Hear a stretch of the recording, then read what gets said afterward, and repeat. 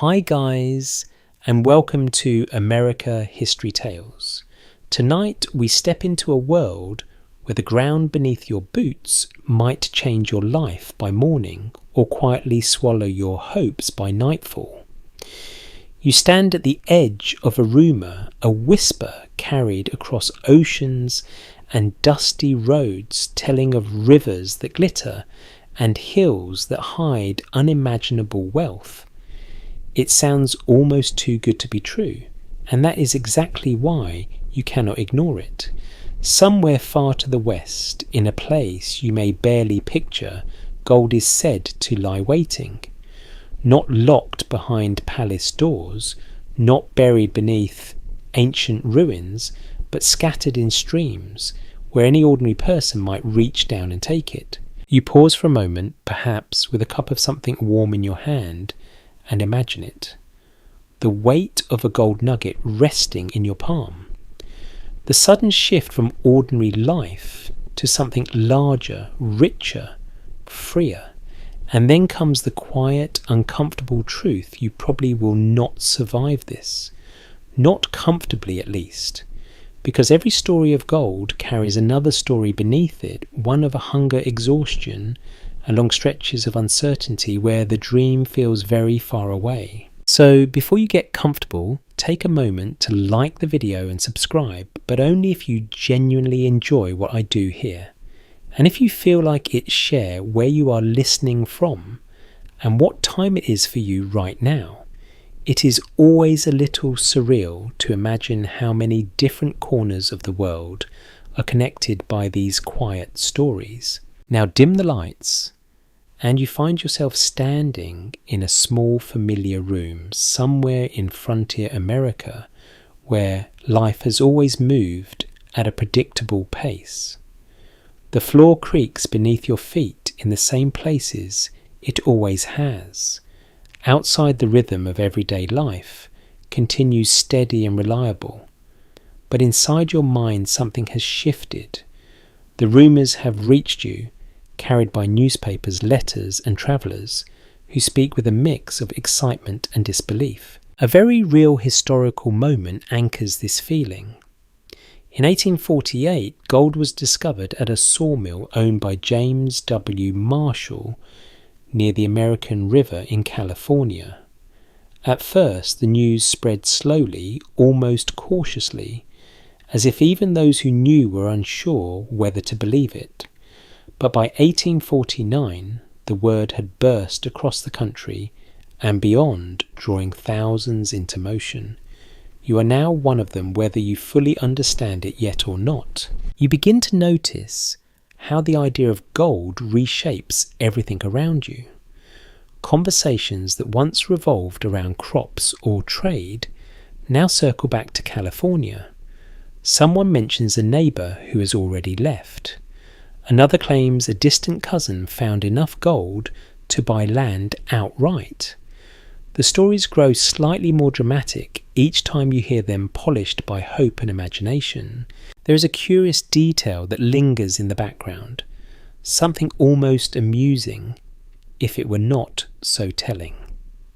Some early rumours suggested that gold could be picked up with little effort, that nuggets lay scattered like loose stones.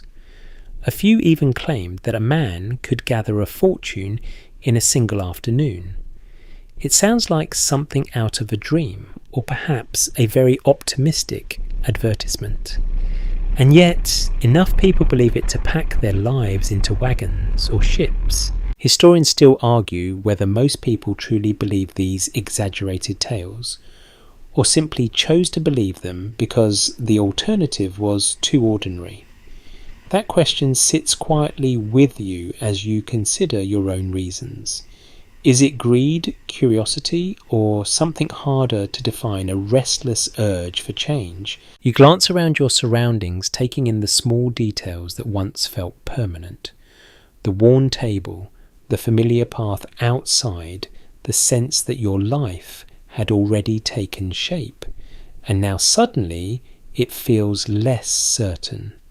The possibility of gold has introduced a new kind of tension, a gentle but persistent pull westward. The decision does not come all at once. It builds gradually like a tide rising almost unnoticed. At first, it is just a thought, then a conversation, then a quiet calculation of what you might sell, what you might carry, and what you would have to leave behind. You begin to hear practical considerations mixed in with the excitement. The journey is long, people say. Months, not weeks. Supplies are expensive. The routes are dangerous. There are deserts to cross, mountains to climb, or oceans to navigate. Illness, accidents, and simple bad luck claim many before they ever reach California. And still the idea refuses to let go. At night, when everything grows quiet, your mind drifts westward again. You picture rivers reflecting sunlight, the sound of water moving over stones, the possibility of bending down and finding something that changes everything. It is a simple image, almost peaceful, and it stands in sharp contrast to the uncertainty of the journey itself. There is also a subtle shift in how you see yourself. Before you were simply part of your community, your role defined by routine and expectation. Now you begin to imagine yourself as something else. A traveller, a risk taker, someone willing to step beyond the familiar in search of something greater. You notice others making the same transition. Shops begin to sell tools suited for mining. Maps are studied more closely. Letters are written with a sense of urgency, as if time itself has become more valuable. There is a quiet understanding that the opportunity may not last forever, that the first to arrive might have the best chance. Another curious tidbit circulates among the rumours, one that feels oddly specific. Some claim that sailors have abandoned their ships upon reaching San Francisco, leaving entire vessels drifting or docked without crews as men rush inland toward the goldfields.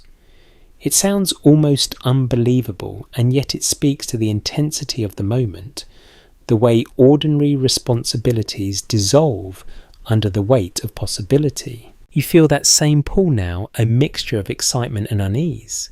It's not just about gold, it's about stepping into a story that is still being written, where the ending is uncertain and the risks are real.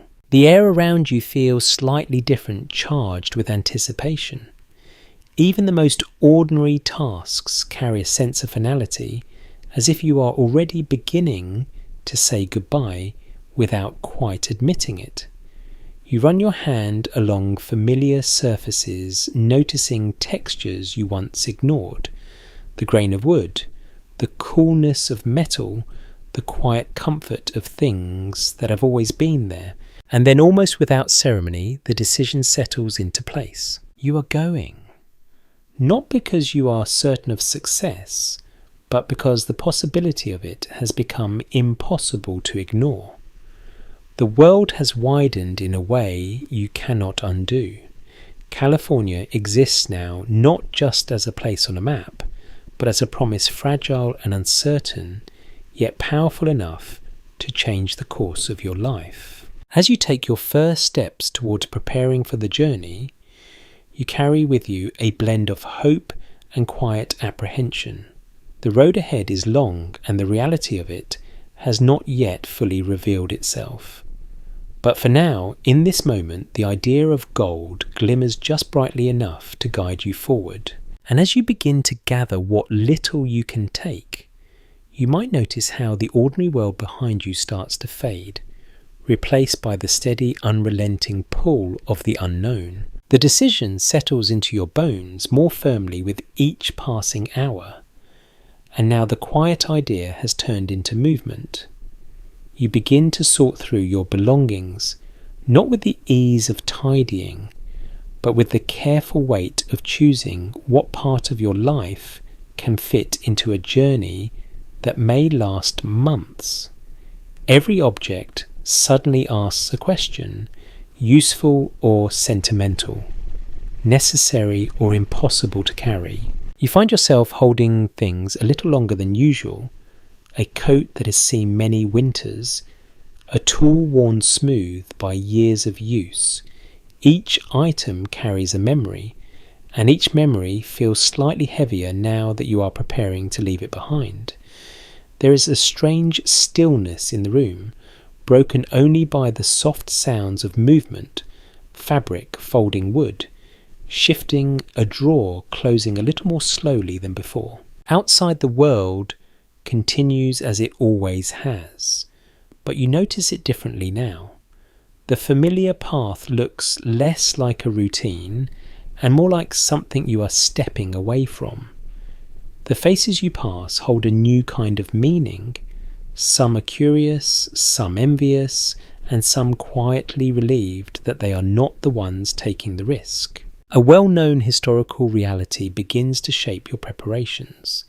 In 1849, thousands of people like you, later called the 49ers, sold homes, farms, and businesses to finance the journey west. Many converted everything they owned into cash or supplies, often at a loss, simply because speed mattered more than profit.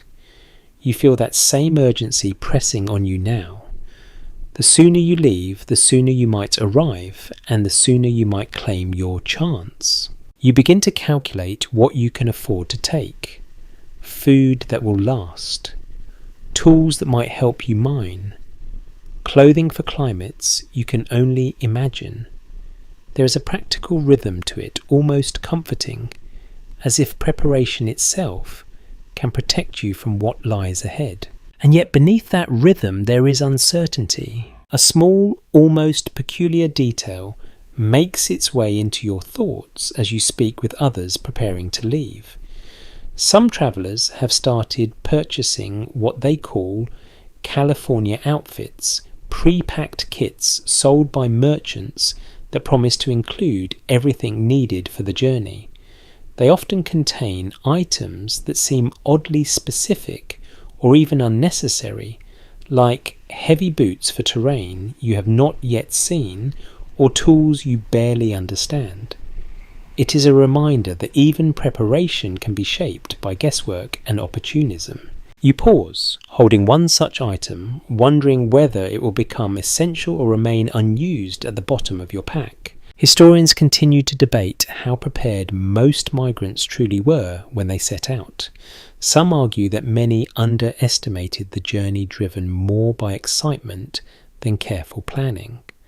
Others suggest that people understood the risks, but accepted them as part of the gamble.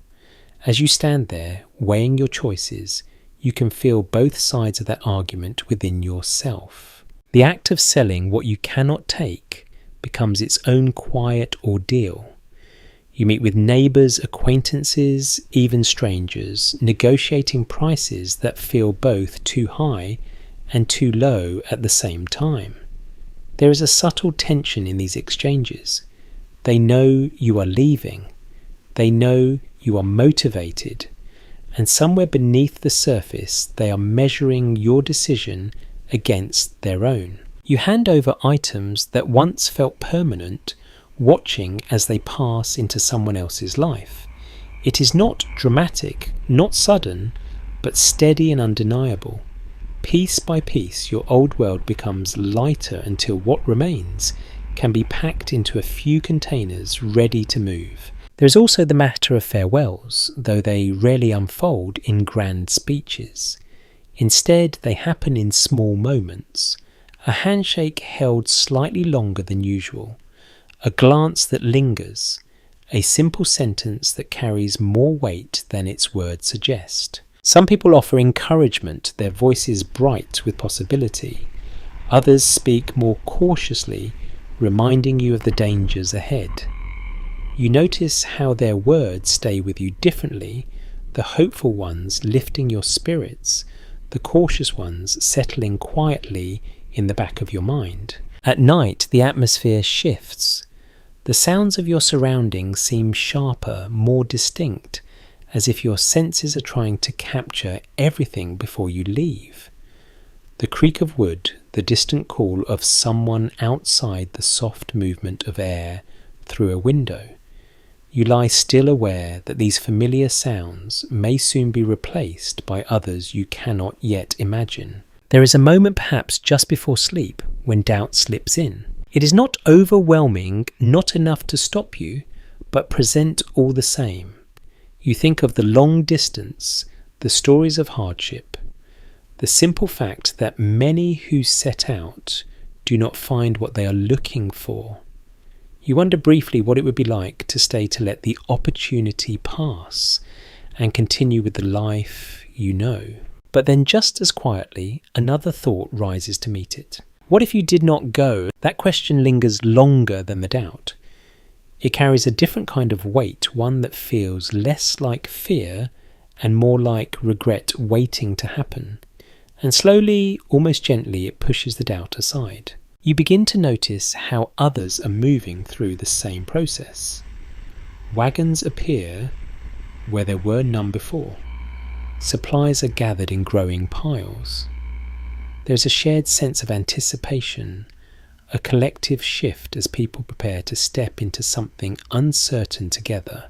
Another curious detail circulates among these preparations. Some travellers, unsure of the exact conditions in California, pack items that seem almost comically out of place, like formal clothing or delicate household goods. It is as if part of them expects to recreate their old lives the moment they arrive, despite everything they have heard. You cannot help but wonder how many of those items will survive the journey or whether they will be abandoned along the way. The day approaches when preparation gives way to action. You stand among your packed belongings, everything you have chosen distilled into a manageable form. It looks smaller than you expected, as if your life has been reduced to its most essential parts. There is a quiet clarity in that, a sense that you are carrying not just objects but intentions. The air feels different now, heavier, with the knowledge that there is no turning back without consequence. You take a moment to look around once more, letting your gaze rest on the details that have shaped your daily life. There is no need for words. The understanding is already there. When you finally step forward, it is not with dramatic urgency, but with steady purpose. Each movement feels deliberate. Each step carries you further from what you have known and closer to what you cannot yet see. The road ahead is not visible in full, only hinted at by the stories and maps you have gathered.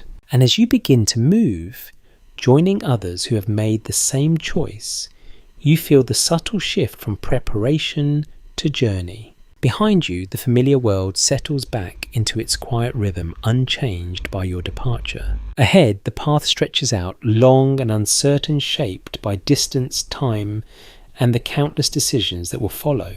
You adjust your grip on what you carry, take a slow breath, and continue forward, drawn onward by the same distant promise that has brought so many to this moment. The road does not truly begin with movement, but with choice. And now that you are in motion, that choice becomes sharper, more immediate. The question is no longer whether you will go, but how you will get there. California sits far beyond the horizon, separated from you by distances so vast they feel almost abstract, and yet the route you choose will shape every step that follows. You find yourself among others who are asking the same question. Their voices low, thoughtful, sometimes uncertain. There are 3 main paths, each carrying its own promises and quiet warnings. The overland trail stretches across plains, deserts, and mountains, a slow and demanding journey that unfolds over months. The sea route offers a different kind of hardship, either by sailing all the way around South America or crossing the narrow strip of Panama. Each option feels like a gamble, not just of time, but of endurance. A well-established historical fact frames your dilemma. Many travellers in 1849 chose the overland route along trails such as the California Trail, following paths first carved by earlier pioneers heading west. It was the most common choice, not because it was easy, but because it was direct and in some ways more controllable. You can see the appeal in that. The idea of guiding your own progress, even through difficulty, feels more reassuring than placing your fate entirely in the hands of the sea. Still, the alternatives linger in your thoughts. You hear stories of ships packed tightly with hopeful passengers, their decks crowded with supplies and restless anticipation.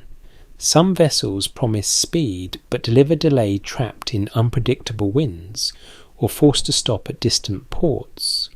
Others make the long voyage around Cape Horn, a route known for violent storms and icy waters. It is said that waves there can rise like moving walls, lifting ships high before dropping them into deep rolling troughs. There is also the Panama route, which sounds almost like a compromise at first. You sail to Central America, cross the narrow land by foot or mule, and then board another ship on the Pacific side. But the details complicate the picture. The crossing itself is humid, dense, and filled with unfamiliar challenges, including disease that spreads quickly in the heat. Historians still debate which route was truly the most dangerous, as each carried its own risks that shifted depending on timing, preparation, and luck. As you listen to the different accounts, you realise that certainty is not something you can rely on. You are choosing between unknowns, each with its own version of hardship. The overland trail begins to take shape in your mind. You imagine long stretches of open land where the sky feels endless and the ground stretches out in a steady, unchanging line. You picture wagons creaking forward, pulled by oxen or mules, their progress measured not in miles but in effort. It is slow, but it is steady, and there is something grounding about that. A small but curious detail reaches you through conversation. Some travellers insist on bringing along items that feel oddly out of place for such a journey, like heavy furniture or even pianos, convinced they will need them in California. You can almost picture these objects being loaded into wagons with great care, only to be left behind later when the weight becomes too much. It is a quiet reminder that even the best intentions can clash with reality.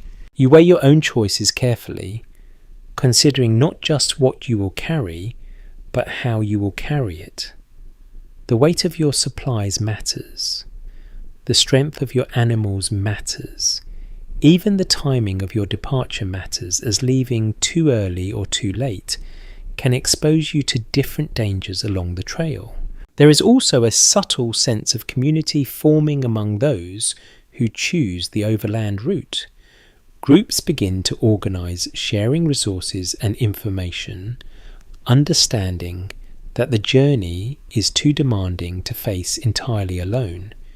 You find yourself drawn into these conversations, exchanging ideas, comparing plans, and slowly shaping a path forward together. The atmosphere feels different now, more focused, more grounded in practical concerns. The dream of gold is still there, but it is now accompanied by a growing awareness of what it will take to reach it. The journey is no longer an abstract idea. It is a series of decisions, each one carrying consequences that will unfold over time. You notice how your senses begin to sharpen as you prepare to leave the more settled areas behind. The sound of wagon wheels becomes more familiar, a steady rhythm that marks the beginning of something larger. The smell of animals, leather and dust fills the air, blending into a scent that feels both new and strangely reassuring. There's a moment when you pause, looking out at the path ahead. It does not appear dramatic or imposing. It is simply there, stretching forward, inviting you to take the next step. and yet you know that beyond what you can see lies a journey that will test you in ways you cannot fully anticipate. You adjust your belongings, making small changes that feel important even if they are minor. A strap tightened, a bundle shifted, a tool placed within easier reach. These small acts of preparation carry a quiet confidence, a sense that you are ready, or at least as ready as you can be. As the group begins to move, the world around you starts to change. The familiar gives way to the unfamiliar in gradual steps. The buildings grow fewer, the open spaces wider, the sense of distance more tangible. Each mile carries you further from what you have known and deeper into the unknown. Another peculiar observation lingers in your thoughts as you travel. Some people seem to carry an unshakable optimism, speaking of the journey as if it were an adventure filled with opportunity at every turn. Others are quieter, more reserved, their expressions hinting at a deeper awareness of the challenges ahead. You find yourself somewhere between the two, balancing hope with caution. The trail unfolds steadily beneath you, marked by the passage of others who have gone before. There are signs of their journeys in the worn paths, the occasional discarded item, the subtle traces that remind you that you are part of something larger, a movement that stretches across time and distance. You begin to feel the rhythm of travel settling in, the steady pace, the repetition of movement, the gradual shift from one landscape to another. It is not fast and it is not easy, but it is continuous, carrying you forward with each passing day. As the sun lowers and the light softens, you become aware of how far you have already come, even if the distance is still small compared to what lies ahead. There is a quiet satisfaction in that, a sense that the journey has truly begun. You take a moment to look ahead once more, the path stretching out into the fading light. It feels less like a question now and more like a commitment, something you are already part of, whether you turn back or continue forward. And as the first true days of travel settle into place, you realize that the journey to California is not just about reaching a destination, it is about everything that happens along the way, each step shaping the story you are now living. The trail stretches onward, and before long, the idea of travel becomes something more physical, more immediate. It settles into your muscles, into your breath, into the steady rhythm of your days. The novelty fades quietly, replaced by something slower and more enduring. This is no longer the beginning. This is the journey itself. You wake early, often before the sun has fully risen, the air still cool and carrying the faint scent of earth and animals. There is a softness to that moment, a brief calm before movement begins. Then the sounds return, the creak of wheels, the low murmur of voices, the shuffle of hooves pressing into dirt that seems to stretch forever. You move with purpose, now each action shaped by repetition, packing, adjusting, checking. These small routines become anchors in a world that is otherwise vast and uncertain. There is comfort in that, even if it is quiet and easily overlooked. A grounded historical detail begins to reveal itself in your daily life. Wagon trains often travel between 10 and 20 miles per day, depending on terrain and conditions. It sounds modest, even slow, but you quickly understand why. The land is not always cooperative. Rivers interrupt your path. Hills rise without warning. The weight of your supplies and the endurance of your animals set limits that cannot be ignored. You feel those limits as the hours pass. The sun climbs higher, warming your back, drying the air until it feels thin and sharp in your throat. Dust clings to everything. It settles into your clothes, your hair, the corners of your belongings. You brush it away without thinking, knowing it will return almost immediately. There is a quiet challenge in the monotony.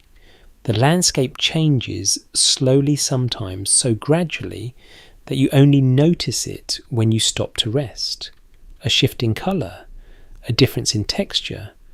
The horizon always seems just out of reach, as if it moves with you, never allowing you to arrive.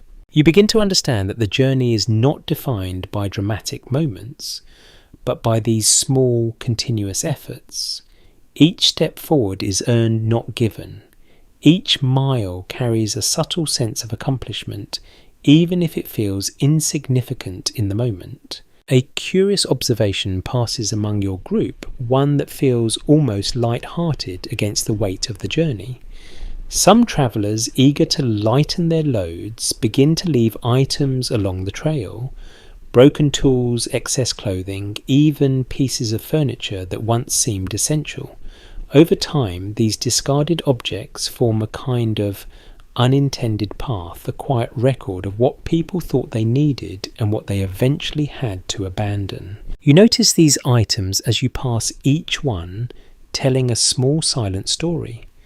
A chair left behind, a crate split open, a pair of boots worn beyond use. They remind you that the journey has a way of reshaping priorities, stripping life down to what truly matters. There are also moments of connection, brief but meaningful. Conversations shared while walking, a gesture of help when a wheel gets stuck, a shared glance when something unexpected happens. These interactions form a loose thread of community, binding you to others who are experiencing the same challenges. At times, the trail tests your patience in subtle ways.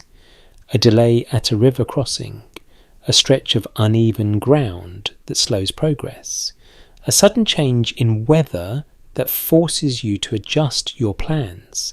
None of these moments are overwhelming on their own, but together they create a steady pressure, a reminder that the journey is not entirely within your control.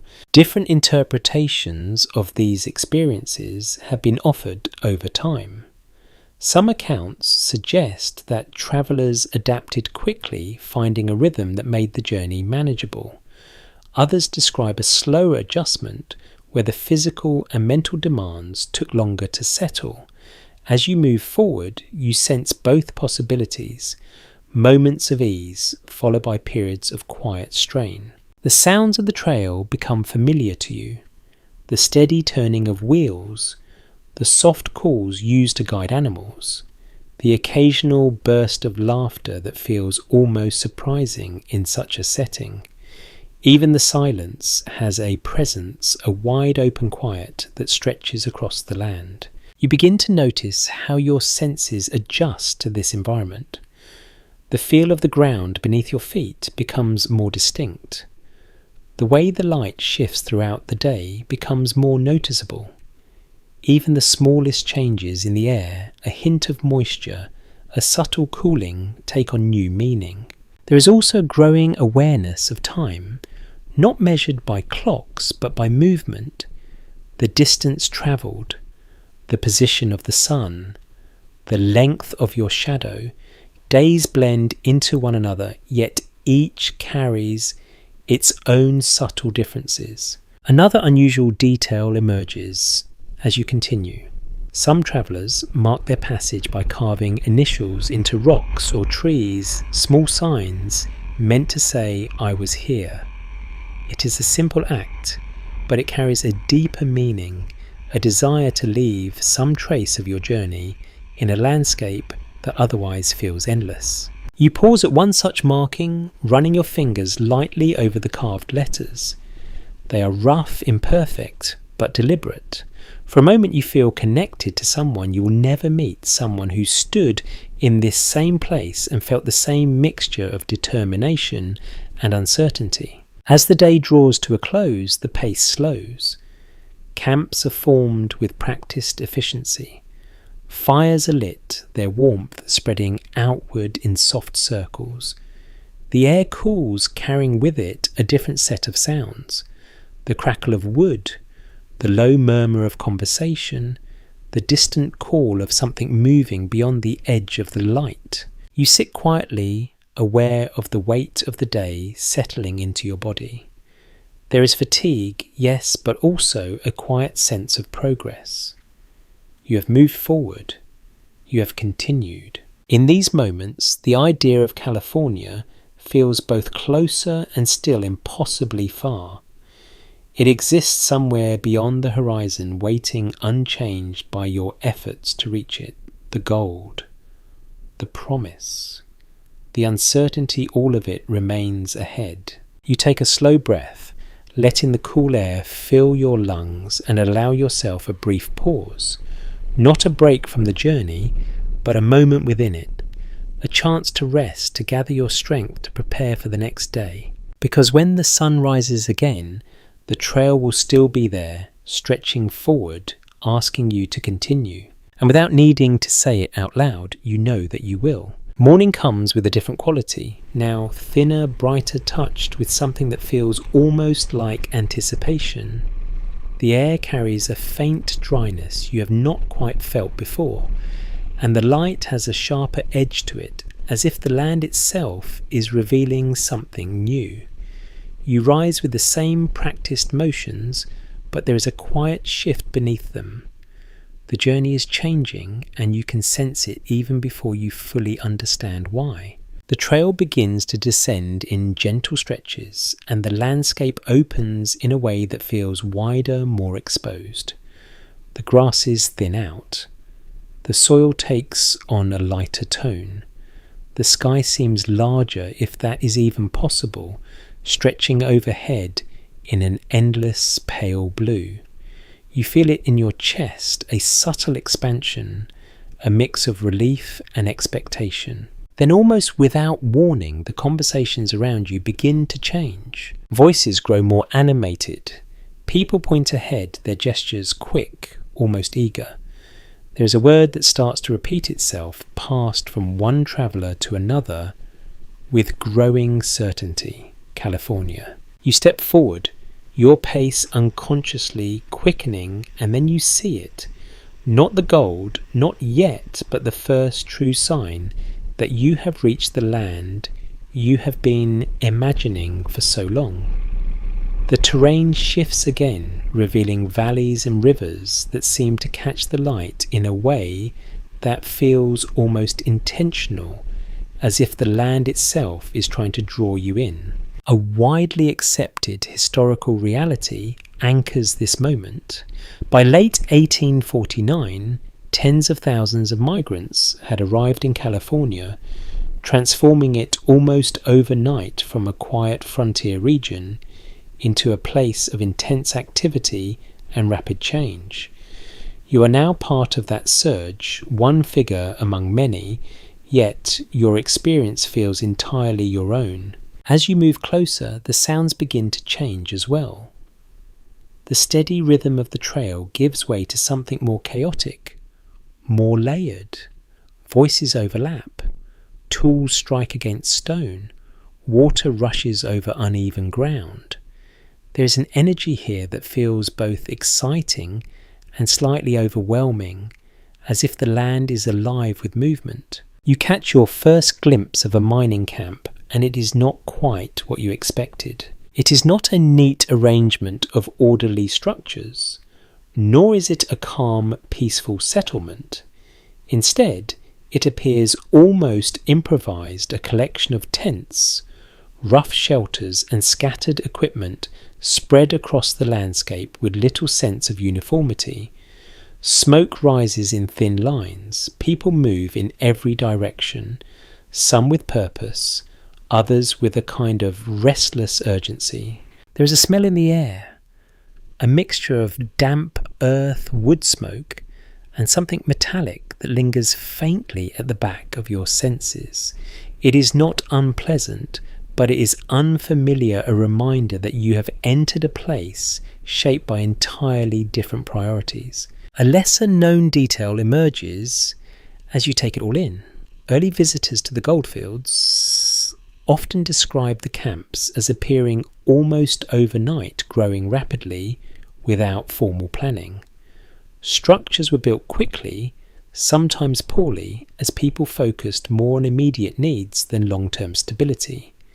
You can see that now, in the uneven lines of tents, the hastily assembled wooden frames, the sense that everything is temporary, even if it may last longer than expected. You step into this environment with a mixture of curiosity and caution.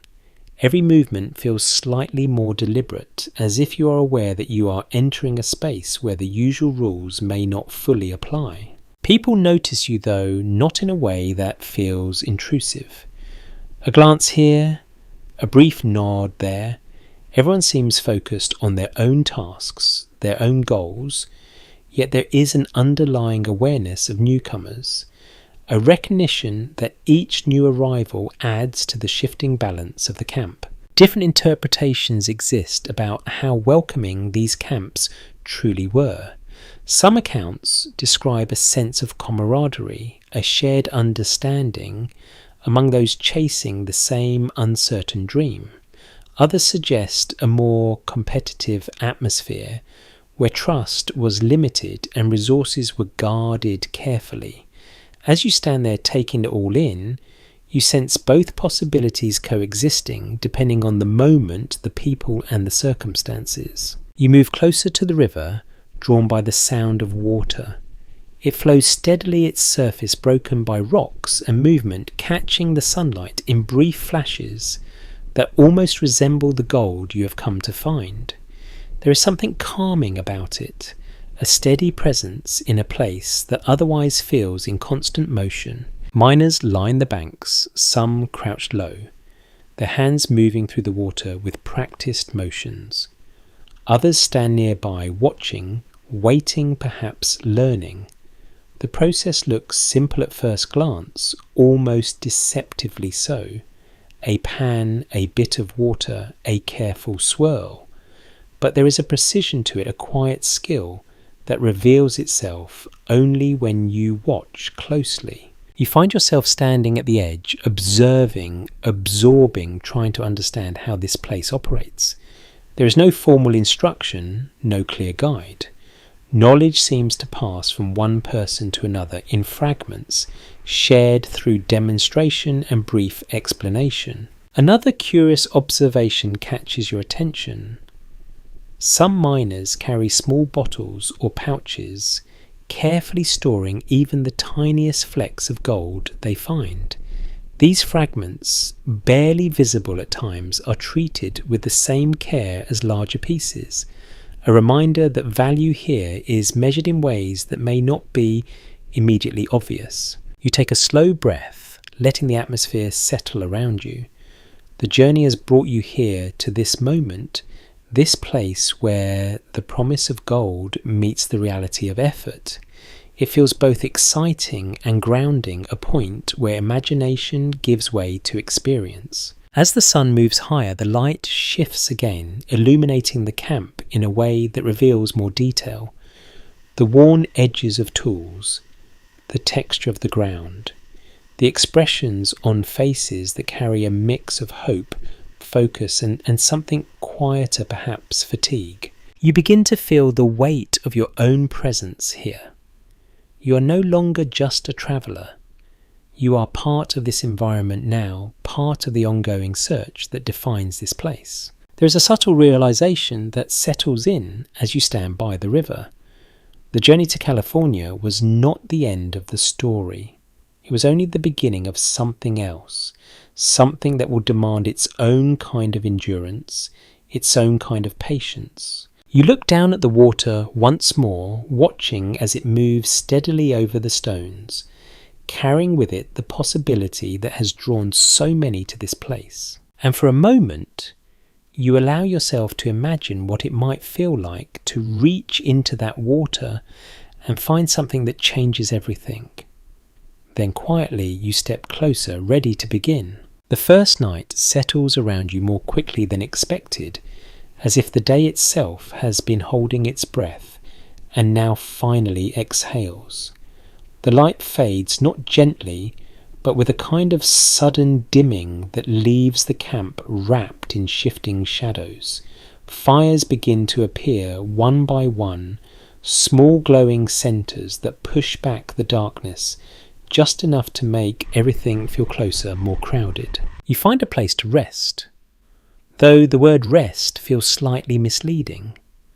The ground is uneven, the air carries a chill that slips through layers of clothing, and the sounds do not fade the way they once did back home. Instead, they change. Voices continue, some low and tired, others louder, edged with laughter or argument. Metal strikes against metal in the distance. Somewhere nearby, someone coughs, the sound dry and persistent. You lie still, aware of it, all your senses adjusting to a place that does not fully quiet down. A firmly grounded historical detail shapes this experience. Early mining camps were often crowded and loosely organised with little formal structure or planning. People settled wherever they could, building makeshift shelters from canvas, wood, or whatever materials were available. Privacy was rare, and comfort even rarer. You feel that immediately. The space around you is shared not by choice, but by necessity. Movement nearby shifts the ground slightly. A stray footstep passes close enough to remind you how thin the boundary is between your space and someone else's. There is a smell in the air that deepens as night settles. Smoke, damp earth, unwashed clothing, and the faint metallic scent from the river all blend into something that feels both heavy and strangely familiar already. You inhale it without thinking, your body beginning the quiet process of adapting. A lesser known observation adds another layer to this first night. Some miners, wary of theft or simply protective of what little they have, sleep with their belongings tucked close, sometimes even using tools or sacks of supplies as makeshift pillows. It is not comfort that guides these choices, but caution. You shift slightly, adjusting your position, aware now of your own belongings and their place beside you. The idea of security takes on a different meaning here. It is not about locks or walls, but about proximity and awareness. The ground presses up against you, firm and unyielding. You notice every small unevenness, every stone, every shift in pressure. It is not painful, but it is impossible to ignore. You close your eyes for a moment, then open them again, watching the flicker of firelight through the thin fabric of a nearby tent. Different perspectives have been offered about these early nights in the camps. Some accounts describe a sense of shared endurance where the discomfort was softened by the knowledge that everyone was facing the same conditions. Others recall a sharper edge where tension and competition made even rest feel uncertain. As you lie there, you sense both possibilities woven together in the quiet complexity of the camp. The sounds shift again as the night deepens. Laughter fades into murmurs, movement slow. The firelight dims slightly as some flames burn lower their glow, softening into embers. Yet the camp never fully sleeps.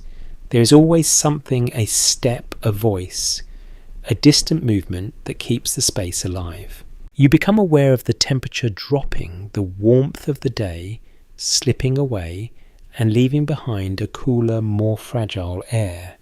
You pull your covering closer, feeling the fabric against your skin, noticing how even small adjustments bring a measure of relief. Another curious detail emerges as you listen.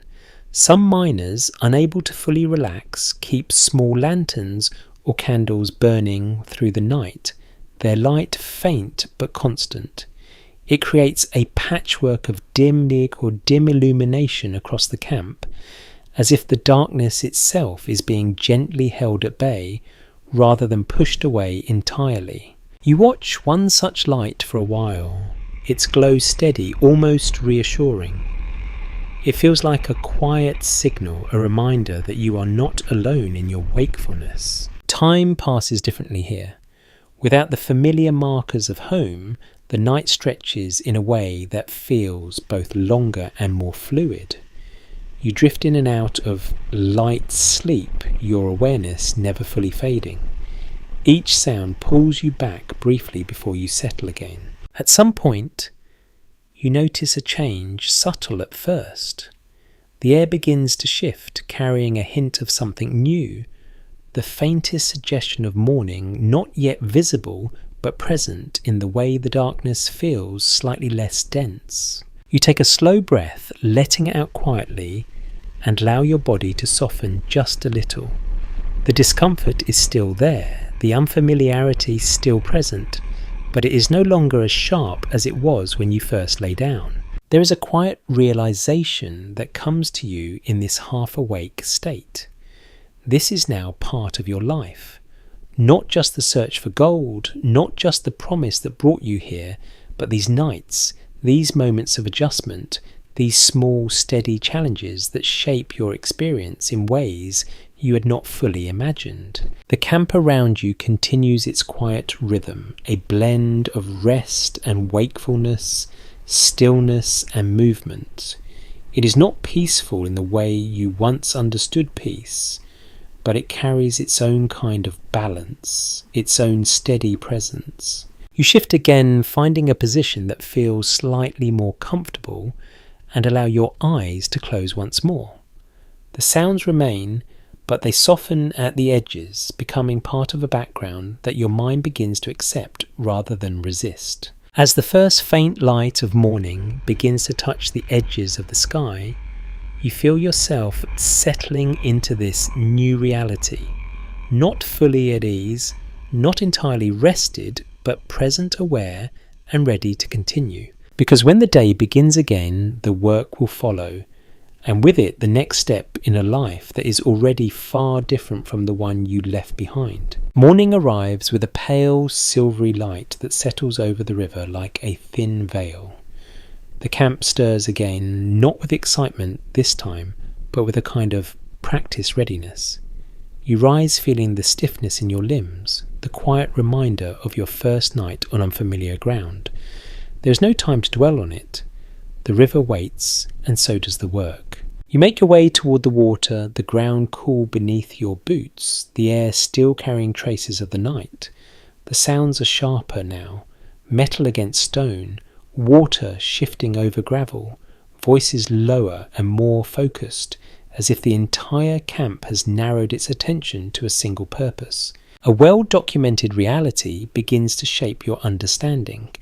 Most early miners relied on simple tools such as pans, using a method that required patience rather than strength. Gold being heavier than sand, and gravel would settle at the bottom when the mixture was swirled carefully in water. It sounds straightforward, almost deceptively so, and yet you quickly realize that it demands a steady hand and a keen eye. You kneel at the edge of the river, the cold seeping through the fabric of your clothing as you dip the pan into the water. The current moves gently, carrying small fragments of earth along its path. You scoop up a mixture of sand and gravel, the weight of it settling into your hands. For a moment you pause, watching the surface of the water ripple and reflect the morning light. It feels strangely calm, almost peaceful, despite everything you know about the competition and uncertainty surrounding you. Then you begin. The motion is careful, deliberate. You tilt the pan slightly, letting the water wash over the contents, carrying away the lighter material. It takes a few tries to find the rhythm, to understand how much to move and when to stop. Too fast and you lose everything. Too slow and nothing changes. The cold of the water bites at your fingers, a sharp, persistent sensation that you cannot ignore. It travels upward, settling into your hands, your wrists, a quiet discomfort that becomes part of the process. A lesser-known observation adds texture to this moment. Many newcomers initially struggled with panning, often discarding material too quickly or failing to recognize the smallest flecks of gold. Experienced miners sometimes refer to these beginners with a mix of amusement and mild frustration, knowing that skill came only with time. You feel that gap immediately. The movements are unfamiliar, the results uncertain. You peer into the pan, searching for something that stands out, something that confirms you are doing it correctly. At first there is nothing, just wet sand, small stones, and the faint shimmer of water. You tilt the pan again, letting more of the lighter material slip away. The contents grow thinner, darker, more concentrated. And then almost imperceptibly you notice it. A tiny glint, no larger than a grain, catching the light for just a moment before disappearing again. You freeze your breath, slowing your attention, narrowing to that single point. You adjust the pan, slightly careful not to disturb what remains. The water moves gently, revealing the bottom layer more clearly, and there it is again, a faint, stubborn sparkle that does not wash away. It is not a nugget, not a fortune, just a fleck. But it is enough. A quiet realization settles over you. The stories were not entirely false.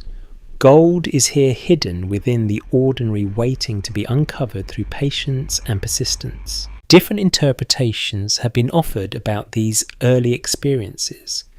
Some accounts suggest that even the smallest discoveries brought a surge of excitement, a sense that success was within reach. Others describe a more measured reaction where the reality of how little gold could be found in a single attempt tempered any immediate joy. As you hold the pan steady, you feel both responses blending together. You continue repeating the process, each motion becoming slightly more familiar. The rhythm begins to settle into your body, the sequence of actions forming a quiet pattern that guides your hands. Around you, others are doing the same. Some move with confidence, their gestures smooth and efficient. Others hesitate their movements, uncertain, mirroring your own early attempts. There is a shared focus, a collective stillness that contrasts with the underlying competition. Another curious detail emerges as you observe those nearby. Some miners carry small vials or containers, carefully storing even the tiniest particles of gold they find. Over time, these small amounts accumulate, forming a modest but tangible result of hours of work. You glance at your own pan again, the fleck still resting at the bottom, its presence, both reassuring and humbling. It represents possibility but also effort, a reminder that nothing here comes easily. The sun rises higher, warming the air and softening the chill of the water. The light grows brighter, reflecting off the surface of the river in shifting patterns. It becomes easier to see, easier to distinguish between what is ordinary and what might hold value. You lose track of time, absorbed in the process. The repetition becomes almost meditative, the steady motion of water and sand creating a quiet rhythm that fills your thoughts. There are moments of frustration when the pan yields nothing, when the effort feels wasted. But there are also moments of quiet satisfaction when a small glimmer appears, confirming that you are learning, adapting, improving. A point of ongoing discussion among historians concerns how long most miners persisted with panning before seeking other methods.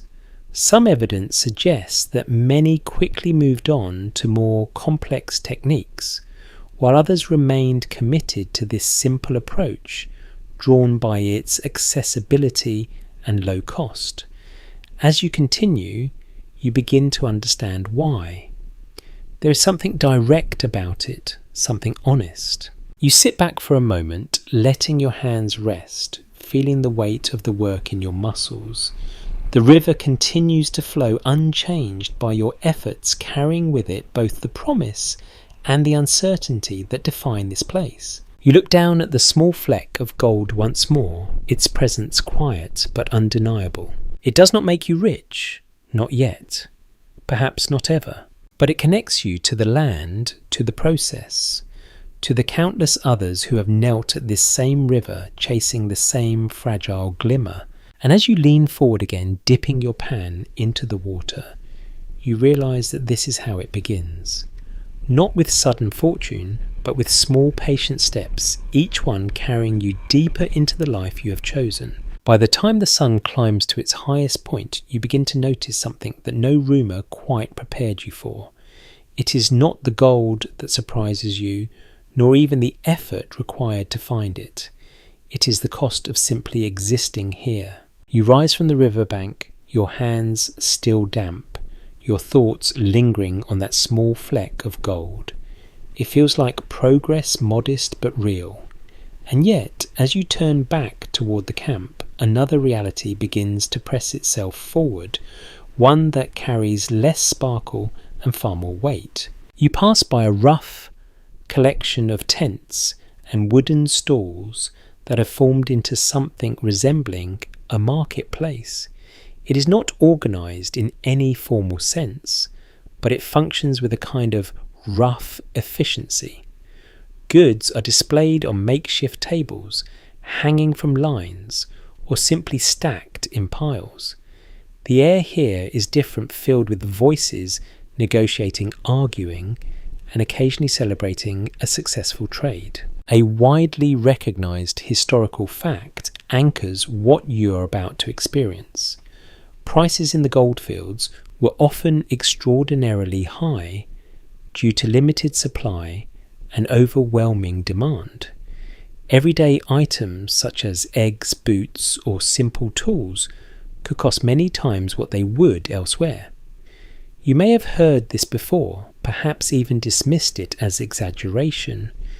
Now, standing here, you begin to understand that it was not. You approach one of the stalls, your attention drawn to a small selection of food: bread, dried meat, a few vegetables that look as though they have travelled a long way to get here.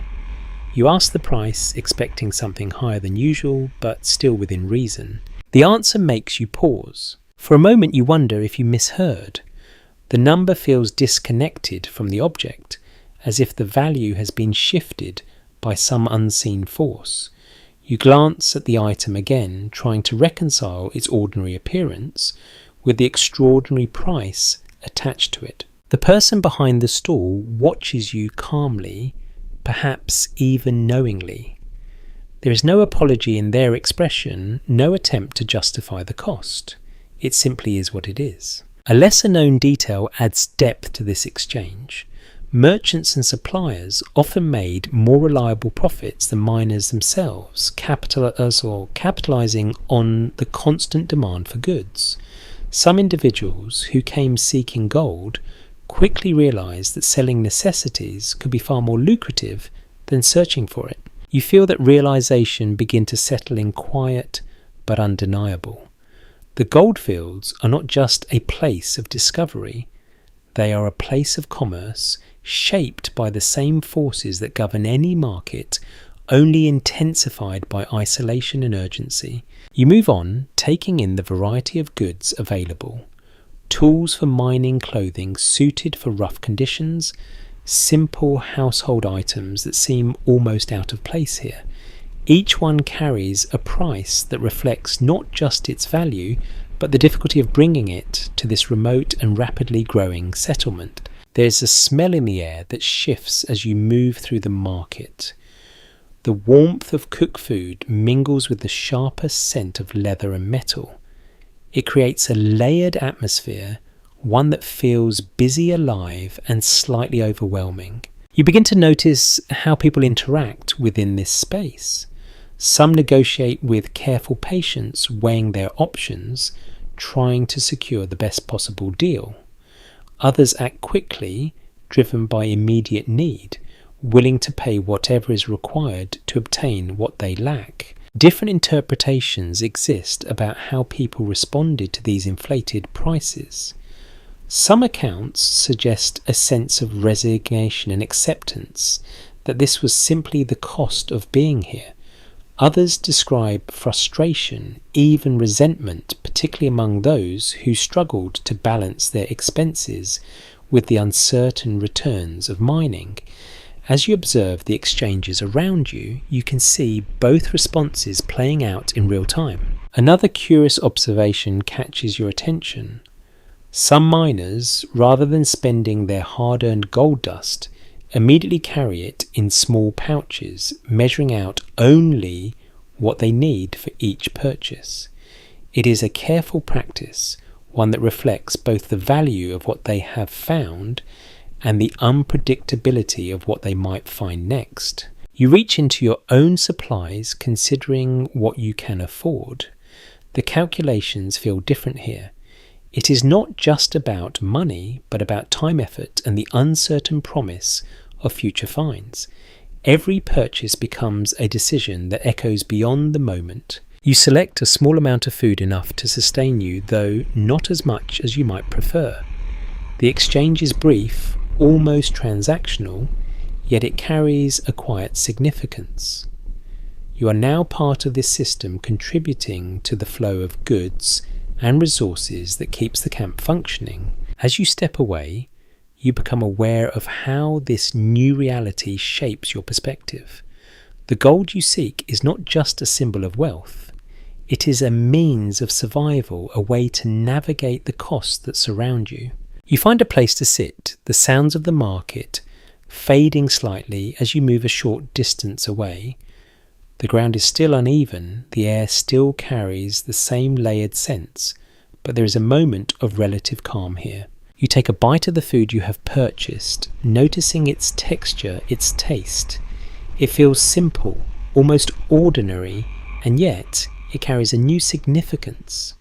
It represents not just nourishment, but the effort required to obtain it. A point of ongoing discussion among scholars concerns how these economic conditions influence behaviour in the goldfields. Some suggest that the high cost of living encouraged innovation and entrepreneurship, pushing individuals to find new ways to earn a living. Others argue that it created additional pressure, making an already challenging environment even more difficult to navigate. As you sit there considering your own experience, you can see how both ideas might hold true. You glance back toward the market, watching as the flow of activity continues. People arrive, make their exchanges, and move on, each one carrying their own set of needs and expectations. The sun begins to shift again, its light softening slightly, casting longer shadows across the camp. The day moves forward steady and unrelenting, much like the journey that brought you here. You take a slow breath, letting it out as you consider what lies ahead. The search for gold continues, but now it is accompanied by a deeper understanding of what it takes to live in this place. It is not just about finding something valuable.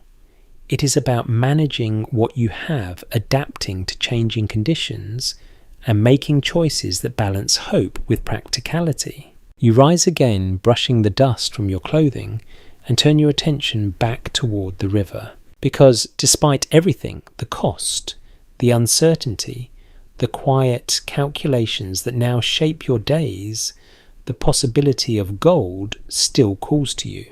And for now, that is enough to keep you moving forward. As the days pass, the camp begins to feel less like a chaotic arrival and more like a place with its own rhythm, its own quiet rules that reveal themselves slowly.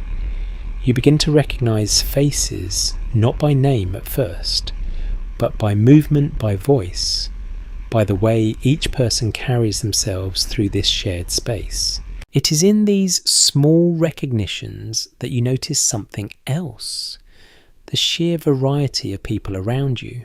You hear accents that bend familiar words into new shapes, voices that carry tones and rhythms you have never encountered before, conversations that shift between languages, sometimes blending together in a way that feels almost musical, even if you cannot fully understand them. A well-established historical reality comes into focus. The California gold rush drew people from across the world, including migrants from Latin America, Europe, China, and beyond. It was not just a movement within a single country, but a global surge pulling individuals from distant places into the same narrow valleys and riverbanks. You feel that diversity in the air around you. It is present in the way people dress, in the food they prepare, in the tools they use. Each detail adds to a larger picture, one that is far more complex than the simple idea of miners searching for gold. You find yourself standing near a small group gathered by the river. Their conversation animated, their gestures expressive. You catch fragments of words, some familiar, others not. There's a sense of shared purpose, even if the paths that brought each person here are different. A lesser-known observation adds texture to this moment. Some groups form communities within the camps, organising themselves based on shared language or origin. These informal networks provided support, making it easier to navigate the challenges of the goldfields. You begin to notice these patterns, now clusters of people who seem connected in ways that go beyond the immediate work. You approach carefully, not wanting to intrude, yet curious. A glance is exchanged, then a nod. It is a small gesture, but it carries a quiet acknowledgement, an understanding that you are all part of the same unfolding experience. You begin to speak with someone, the conversation simple at first. Where are you from? How long have you been here? Have you found anything yet? The answers come with varying degrees of detail, some brief, others more open. You learn that not everyone arrived at the same time, nor by the same route. Some came by sea enduring long voyages, others crossed the land as you did, carrying their lives across miles of uncertain terrain. Each story adds another layer to your understanding, a reminder that the gold rush is not a single narrative, but many intertwined. Different interpretations have been offered about how these diverse groups interacted. Some accounts describe cooperation, shared knowledge, and mutual support. Others point to tension, competition, and moments of conflict, particularly as resources became more scarce. As you listen and observe, you sense both possibilities present in subtle ways. Another curious detail catches your attention. Certain foods unfamiliar to you at first appear in small cooking areas near different groups. The scents are distinct spices and ingredients that stand apart from what you have known. It creates pockets of familiarity within the larger unfamiliar setting, small reminders of distant homes carried into this new environment. You sit for a moment watching as a meal is prepared nearby. The movements are practiced, efficient, shaped by tradition. There is something comforting in that, even from a distance. It suggests that despite the upheaval of the journey, pieces of identity remain intact. You begin to notice how communication extends beyond words. Gestures, expressions, shared actions. A hand signal to indicate a better spot along the river. A nod of encouragement when someone finds even the smallest amount of gold. These non-verbal exchanges form a kind of common language, bridging gaps that words cannot always cross. A point of ongoing discussion among historians concerns how these interactions influenced the development of early California society. Some suggest that the diversity of the goldfields contributed to a more interconnected and dynamic community. Others highlight the challenges, noting that differences in language and culture sometimes led to misunderstanding or exclusion. As you experience it firsthand, you understand that both perspectives can exist simultaneously. You return to your work, the familiar motion of panning grounding you again. The river continues its steady flow, unchanged by the human activity along its banks. It carries with it the same promise, the same uncertainty.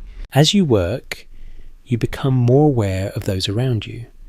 The way someone shifts position to allow another access to the water. The quiet exchange of information about a promising area. The occasional disagreement resolved quickly or left to linger. You realise that living here is not just about individual effort. It is about navigating a shared space, balancing your own needs with the presence of others who are pursuing the same goal. The sun moves slowly across the sky, its light changing the appearance of the landscape as the day progresses. Shadows lengthen, colours deepen, and the river takes on a softer glow. You pause again, lifting your gaze from the pan to the people around you. Each one carries a story, a reason for being here, a set of hopes that may or may not be fulfilled. There is a quiet connection in that realisation. Even without knowing the details, you understand that you are part of something larger, a gathering of lives shaped by the same distant promise. You take a slow breath, letting the sounds of the camp settle around you. The voices, the water, the steady rhythm of work, it all blends into a single continuous experience. And as you return your attention to the river, you feel a subtle shift in your perspective. This place is no longer entirely unfamiliar. It is becoming something you can move within, something you can understand, even if only in fragments. You lean forward once more, dipping your pan into the water, aware that the search continues, shaped not just by the land, but by the people who share it with you. The longer you remain in the camp, the more you begin to sense an undercurrent beneath the daily routine, something quieter than the sound of tools and water, yet just as present. It reveals itself not in the open, but in small glances, in the way people watch one another, in how certain conversations lower in volume when others pass by. At first it is subtle, a missing tool, a pouch that cannot be found, a brief argument that fades quickly but leaves tension behind. You might almost overlook it, dismiss it as the natural friction of so many people sharing limited space. But then you begin to understand. A firmly grounded historical reality shapes this awareness. Many early gold rush camps operated without formal law enforcement, especially in their earliest stages. With few official structures in place, order often depended on informal agreements, or the collective actions of the miners themselves. You feel that absence now not as something dramatic, but as a quiet uncertainty that lingers at the edges of each interaction. There are no clear boundaries, no visible authority ensuring fairness. Instead, there is a shared understanding that behaviour is guided by both necessity and consequence. You notice how people guard their belongings more carefully. Tools are kept close. Small amounts of gold are hidden or carried discreetly. Conversations about fines are often vague, avoiding specific details that might attract unwanted attention. A lesser-known observation deepens this picture. Some camps developed their own informal codes of conduct, sometimes even holding quick meetings to address disputes or set basic rules. These gatherings could be brief and practical, focused on maintaining a sense of order without the structure of formal institutions. You witness one such moment not far from where you work. A small group has gathered their voices steady but firm. There's been a disagreement, though the details are not entirely clear to you. What matters is how it is handled. Each person speaks in turn, their tone measured, their words carrying weight. There's no uniform, no official badge, and yet the seriousness of the exchange is unmistakable. You stand at a distance, observing, aware that this is how order takes shape here, not through established systems, but through collective agreement, however fragile it may be. Different interpretations have been offered about how effective these informal systems were.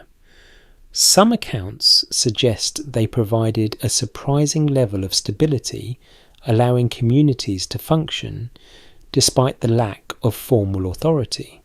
Others point to inconsistencies, noting that outcomes could vary depending on who was involved and how the situation unfolded.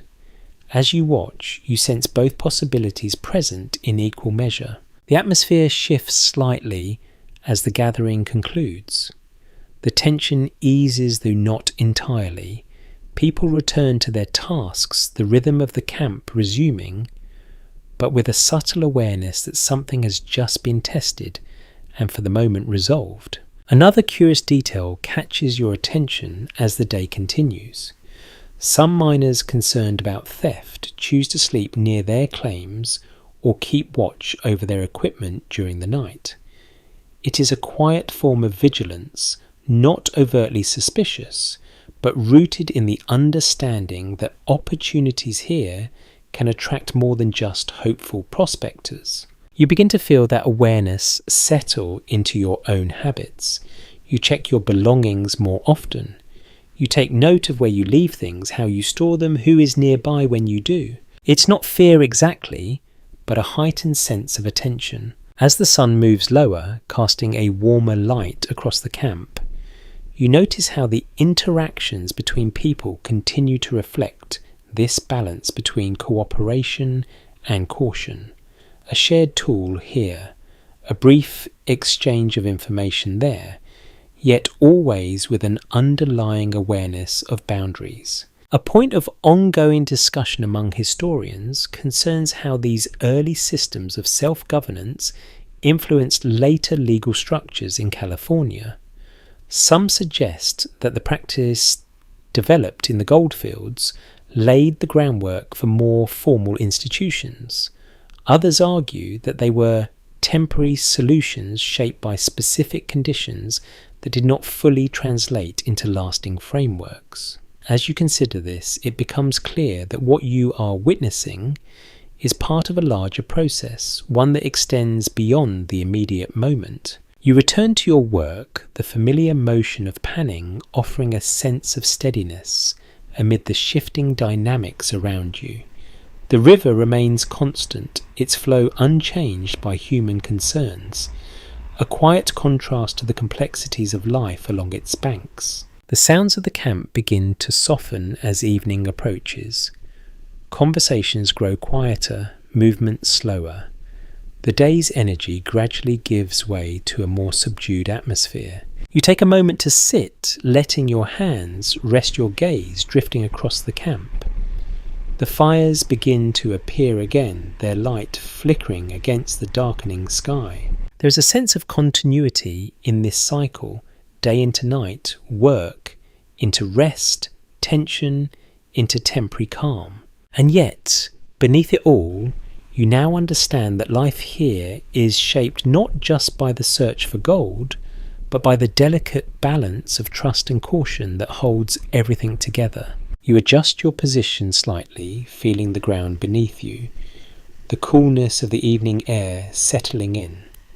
The camp continues its quiet transformation, preparing for another night. As you look around, you realize that you have begun to see this place more clearly, not just as a destination, but as a living environment shaped by the choices and interactions of those within it. You take a slow breath, letting it out as you prepare to settle in once more. Because tomorrow the work will continue, and with it, the quiet negotiation of life in a place where rules are still being written. The seasons do not announce themselves here with ceremony. They arrive quietly, carried in subtle shifts that you only begin to notice once they have already settled in. The air feels different in the mornings, cooler, thinner, brushing against your skin with a sharper edge. The river runs a little faster, fed by distant snowmelt, its surface colder, more biting against your hands. You rise as you always do, but something in your body resists just a little more. The stiffness lingers longer. The warmth you once felt by midday now takes time to return. You begin to understand that the land itself is changing, and with it the conditions of your daily life. A well-supported historical reality frames this experience. The goldfields of California were subject to seasonal extremes with hot, dry summers and cold, wet winters that could make mining far more difficult. Conditions that once felt manageable can quickly become challenging as the weather shifts. You feel it most clearly at the river. The water, once merely cold, now feels almost sharp, numbing your fingers within moments of contact. You work more quickly, not out of impatience, but out of necessity, balancing the need for precision with the discomfort that creeps steadily into your hands. The ground around you changes as well. What was once firm and dry becomes uneven, sometimes slick, as moisture seeps into the soil. Your footing requires more attention. Each step carries a slight risk of slipping, of losing balance, in a place where stability matters. A lesser-known observation adds another layer to this shift. During the colder months, some miners temporarily abandoned certain areas, moving to locations where conditions were more favourable. Others stayed adapting as best they could, driven by the hope that fewer competitors might improve their chances. You consider this as you work the idea of moving again, both familiar and exhausting. The journey here was long demanding. The thought of relocating, even on a smaller scale, carries its own weight. The air holds a different set of scents now. The dryness of dust is replaced by the dampness of earth and wood. Fires burn more frequently, their smoke thicker, lingering longer in the cooler air. It creates an atmosphere that feels heavier, more enclosed even in the open space of the camp. You notice how people respond to these changes. Movements become more deliberate. Clothing is adjusted, layered. Conversations shift, including mentions of weather, of conditions, of what might come next. Different interpretations have been offered about how miners coped with these seasonal challenges. Some accounts suggest resilience, a steady adaptation to changing conditions. Others describe increased hardship with illness and fatigue, becoming more common as the environment grew less forgiving. As you observe those around you, you see signs of both. Another curious detail emerges in your daily routine. Some miners construct simple shelters or windbreaks near their working areas using wood, canvas, or even piles of earth to create a small barrier against the elements. These structures are not elaborate, but they offer a measure of protection, a way to continue working even as conditions shift. You find yourself considering similar adjustments, looking at your surroundings with a more practical eye. Where can you position yourself to reduce the wind? How can you keep your tools within reach while minimizing exposure to the cold? As the days pass, you become more aware of your own physical limits. The work feels heavier, not because it has changed, but because the conditions have. Your hands tire more quickly, your movements slow slightly. It is not dramatic, but it is noticeable. You take breaks more often, small pauses that allow you to regain warmth, to steady your breath. In these moments, you become more aware of the sounds around you. The river still constant, the crackle of nearby fires, the quieter tone of conversations that now carry a hint of weariness. A point of ongoing discussion among historians concerns the impact of these environmental conditions on the success of miners. Some suggest that those who adapted effectively to seasonal changes were more likely to persist, while others argue that external factors such as luck and location played a more significant role. As you reflect on your own experience, you sense that both elements are intertwined. You glance around the camp, noticing how its appearance shifts with the weather. The ground darker, the structures more enclosed, the overall movement slightly slower. It feels like the same place, yet altered, shaped by forces beyond anyone's control. The sky takes on a different quality as well. Clouds gather more frequently, softening the light, creating a muted atmosphere that contrasts with the bright clarity of earlier days. When rain comes, it arrives with a steady persistence, turning paths into mud, adding another layer of difficulty to every task. You adjust as everyone does. You learn to move differently, to plan differently, to accept that not every day will offer the same opportunities. The search for gold continues, but it is now accompanied by a deeper awareness of the environment, of how it shapes your actions and your expectations. As evening approaches, the camp feels quieter than before. Not silent, but subdued, as if the energy of the day has been tempered by the effort required to meet these new conditions. You settle near a fire, the warmth spreading, slowly easing the tension in your hands and shoulders. The light flickers, casting soft shadows that move gently across the ground. There is a sense of endurance in this moment, a quiet acknowledgement that the journey did not end when you arrived, and that the challenges you face are not limited to the search for gold. You take a slow breath, letting the warmth settle into you, and allow yourself a brief pause. Because tomorrow will bring its own conditions, its own demands, and you will meet them as you have met everything else, one step at a time, guided by persistence and the quiet hope that continues to draw you forward. As the days settle into a steady rhythm of work and rest, you begin to notice something that does not quite match the image you once carried in your mind. The goldfields are not made up of men alone. At first, the presence is subtle, almost easy to miss among the movement and noise, but once you see it, it becomes impossible to ignore. You catch sight of a figure moving through the camp with quiet purpose, carrying a basket, her steps steady despite the uneven ground. Nearby, another voice rises, not louder than the rest, but distinct, shaping conversation in a way that feels grounded, practical. These are not fleeting appearances. They are part of the fabric of this place. A well-documented historical reality brings clarity to what you are seeing.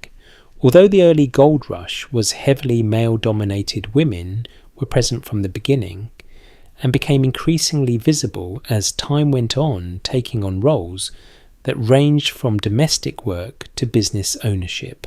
You begin to notice how these roles shape the camp in ways that are both subtle and significant. Near the edge of the settlement, you pass a small structure that serves as a place for meals.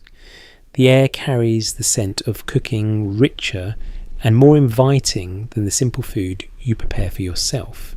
Inside the space is more organised, the movements more deliberate. There is a sense of continuity here, a rhythm that feels different from the rough improvisation of the rest of the camp. A lesser-known observation adds depth to this moment. Some women found success running boarding houses, laundries, or food services, often earning more consistent income than many miners. Their work provided stability in a place defined by uncertainty. You pause briefly, watching as people move in and out of the space, their expressions shifting from fatigue to something softer, more at ease. It is not just the food that draws them in, but the atmosphere, the sense of order in a world that often lacks it. You continue on, becoming more aware of how these contributions extend beyond individual roles. The presence of families, though still relatively uncommon, introduces a different dynamic. Children appear, occasionally their movements lighter, their voices carrying a tone that feels almost out of place here, yet also grounding. Different interpretations have been offered about how this presence influenced life in the goldfields. Some accounts suggest that it brought a measure of stability, encouraging more structured communities. Others indicate that the overall environment remained transient and unpredictable, shaped primarily by the constant flow of people and resources. As you observe, you sense that both influences exist, overlapping rather than replacing one another. Another curious detail catches your attention as you move through the camp. Laundry lines stretch between posts or trees, fabric hanging in the open air, shifting gently with the breeze. It is a simple sight, yet it introduces a sense of normalcy, a reminder of routines that exist beyond the search for gold. You find yourself drawn to these quieter spaces where the pace feels slightly different. The sounds are softer, the movements more measured. It offers a contrast to the intensity of the riverbanks, where every moment is focused on the possibility of discovery. You pause near a small gathering where a conversation unfolds in a calm, steady tone. The topics shift between practical concerns and everyday observations, creating a sense of continuity that feels both familiar and comforting. A point of ongoing discussion among historians concerns how the roles of women in the gold rush have been represented over time. Some suggest that their contributions were often overlooked in early accounts, while others argue that their impact has become more recognized in recent interpretations. As you witness their presence here, it becomes clear that their influence is both real and significant, even if it is not always at the forefront of the narrative. You return to your own routine, the familiar path leading you back toward the river. The work remains the same, the motions unchanged, yet your perspective has shifted slightly. You are more aware now of the layers that make up this place, the different roles that intersect and overlap. As you kneel by the water once more, the cold sensation feels less sharp than before, your body having adjusted over time. The rhythm of panning returns steady and consistent, guiding your focus. Around you, the camp continues its quiet evolution. Structures become more defined, paths more worn. The sense of permanence, though still fragile, begins to take root. You glance up, occasionally taking in the movement beyond your immediate task. The figures passing by, the conversations unfolding, the small details that shape the atmosphere of the camp. There is a realization that settles in gradually. Life here is not solely defined by the pursuit of gold. It is shaped by the people who bring their skills, their routines, and their identities into this shared space. You take a slow breath, letting it out as you continue your work. The river flows, as it always has, carrying with it the same promise that brought you here. But now that promise feels connected to something broader, something that extends beyond individual success or failure. It is part of a larger story. One that includes not just the search for wealth, but the creation of a community, however temporary or uncertain it may be. And as you continue to move through this evolving landscape, you begin to understand that living here means engaging with all of these elements, each one contributing to the experience in ways you are only beginning to grasp. As you move farther along the edges of the camp, following a narrower stretch of river that bends away from the busiest claims, you begin to notice a quieter absence, something that feels harder to define at first. The land here carries traces of use that do not match the patterns of mining, footpaths that seem older, areas where the ground has been shaped in ways that feel deliberate, yet not recent. You pause your attention, drawn to these subtle details, and a realization begins to take form. This land was not empty before you arrived. A widely recognized historical truth frames this moment. The regions that became central to the gold rush were home to numerous indigenous communities, including groups such as the Nisenan and Miwok peoples, who had lived on and cared for these lands for generations prior to the arrival of miners. You feel that presence in the quiet spaces between activity. It is not always visible, but it lingers in the shape of the land, in the memory of how it has been used. As you continue, you notice a small clearing where the ground is smoother, more open, as if it once served a different purpose. There are no mining tools here, no signs of recent digging yet. The space feels intentional, shaped by human hands, long before your own. A lesser-known observation adds depth to this awareness. Some indigenous communities initially interacted with miners through trade offering goods or knowledge of the land, though these interactions varied widely depending on location and circumstance. You reflect on that as you walk, considering how different the experience must be for those who already knew this place, who understood its rhythms and resources in ways that newcomers are only beginning to grasp. The atmosphere shifts slightly as you move through these quieter areas. The sounds of the main camp fade, replaced by softer natural tones, the flow of water, the movement of wind through leaves, the distant call of something unseen. It feels calmer here, yet also more complex, as if the land itself carries layers of meaning that are not immediately visible. Different interpretations have been offered about the nature of early interactions between miners and indigenous peoples. Some accounts suggest moments of cooperation and exchange, while others describe increasing tension and displacement as mining expanded. As you consider this, it becomes clear that the experience was not uniform shaped, instead by a range of factors that changed over time. You come across a small group at a distance, their movements distinct from those of the miners you have grown used to observing. There is a quiet efficiency in the way they move, a familiarity with the terrain that stands in contrast to the exploratory nature of the prospectors. You hesitate, unsure whether to approach, aware that this is not simply another interaction within the camp. There is a sense of distance here, not just physical, but cultural, shaped by differences that are not easily bridged. Another curious detail draws your attention as you observe the landscape. In certain areas, the ground appears altered in ways that suggest earlier methods of gathering or managing resources.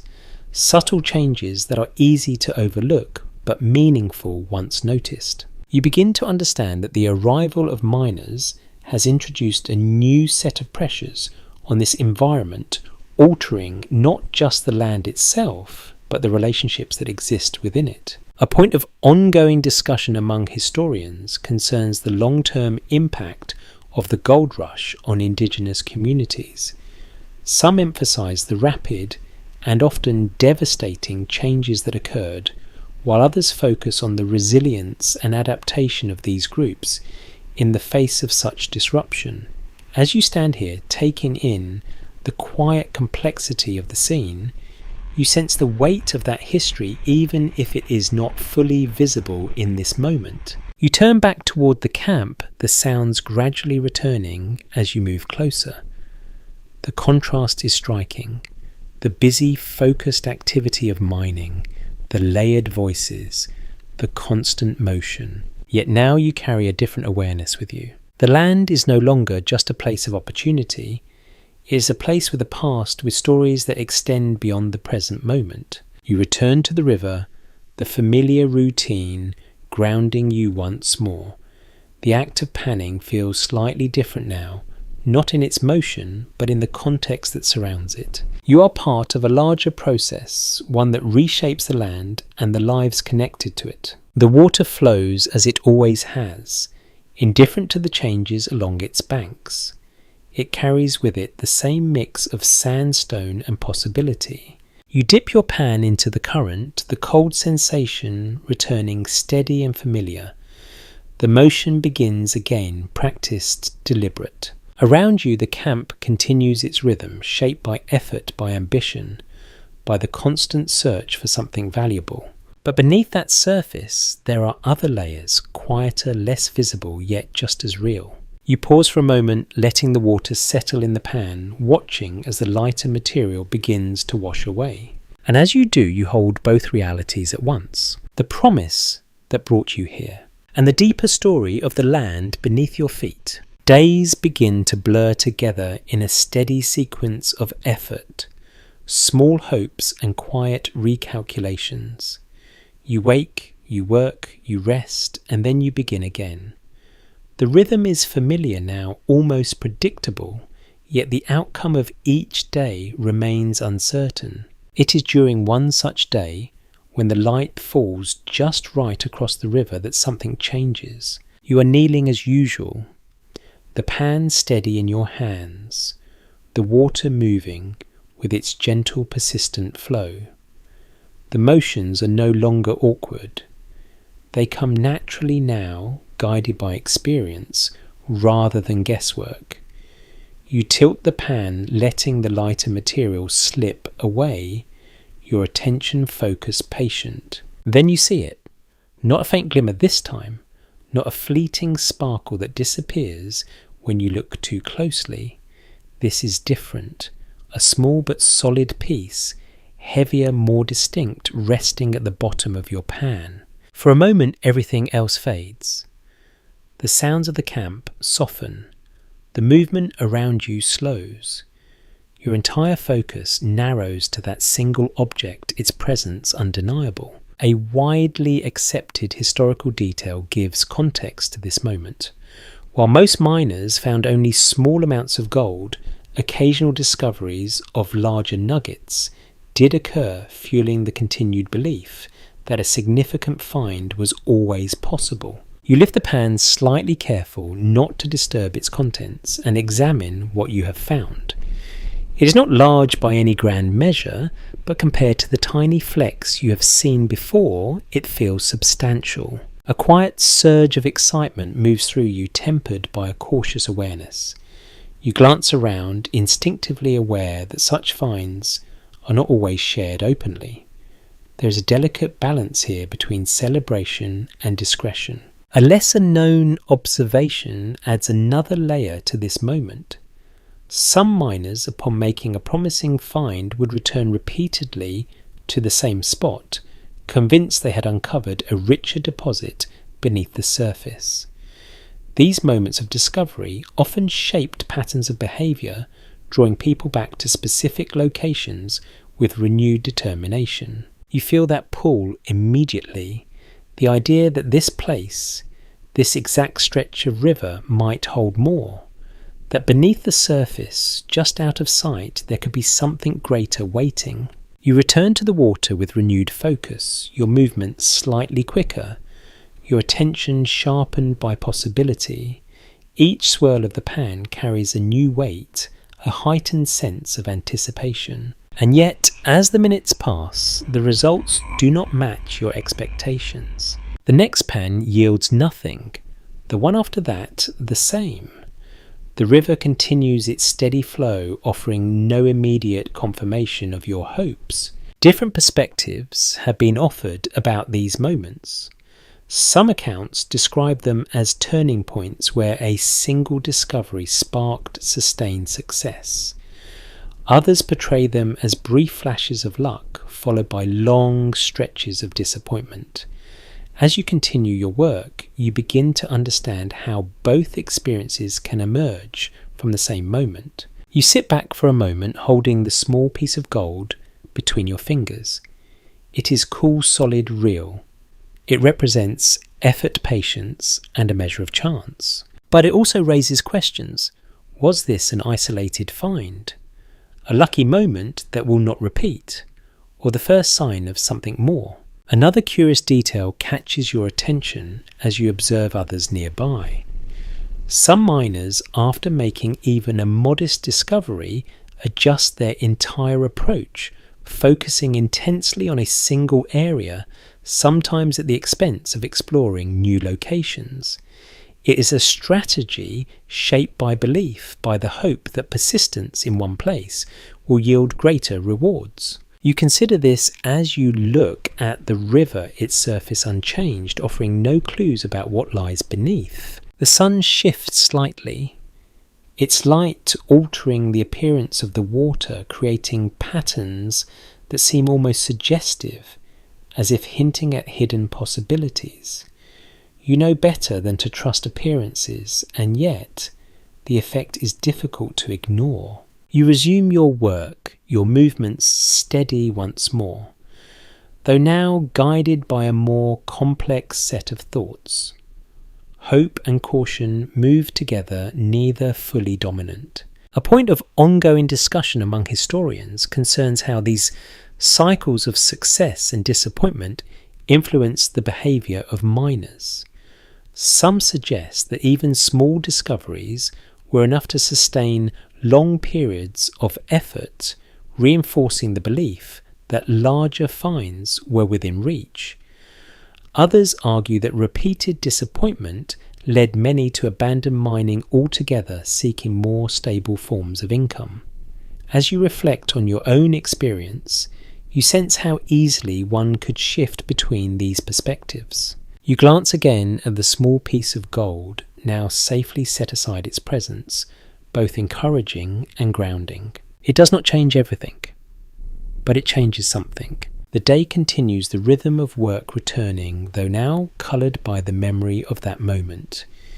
Each movement carries a quiet question, a subtle expectation that lingers just beneath the surface. As the light begins to soften, signalling the approach of evening, you gather your belongings, your body carrying the familiar fatigue of a day spent at the river. You take one last look at the spot where you found the gold, committing its details to memory. The shape of the bank, the arrangement of stones, the flow of the water.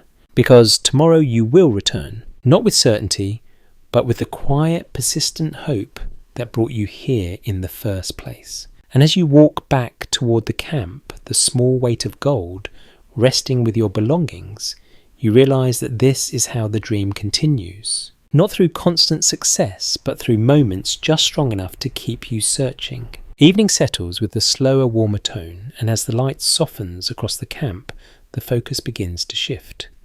The river, so central during the day, fades slightly into the background. Tools are set aside. Movements lose their urgency, and in their place, another kind of life begins to unfold. You follow the glow of lanterns and firelight toward a cluster of tents that feel different from the rest.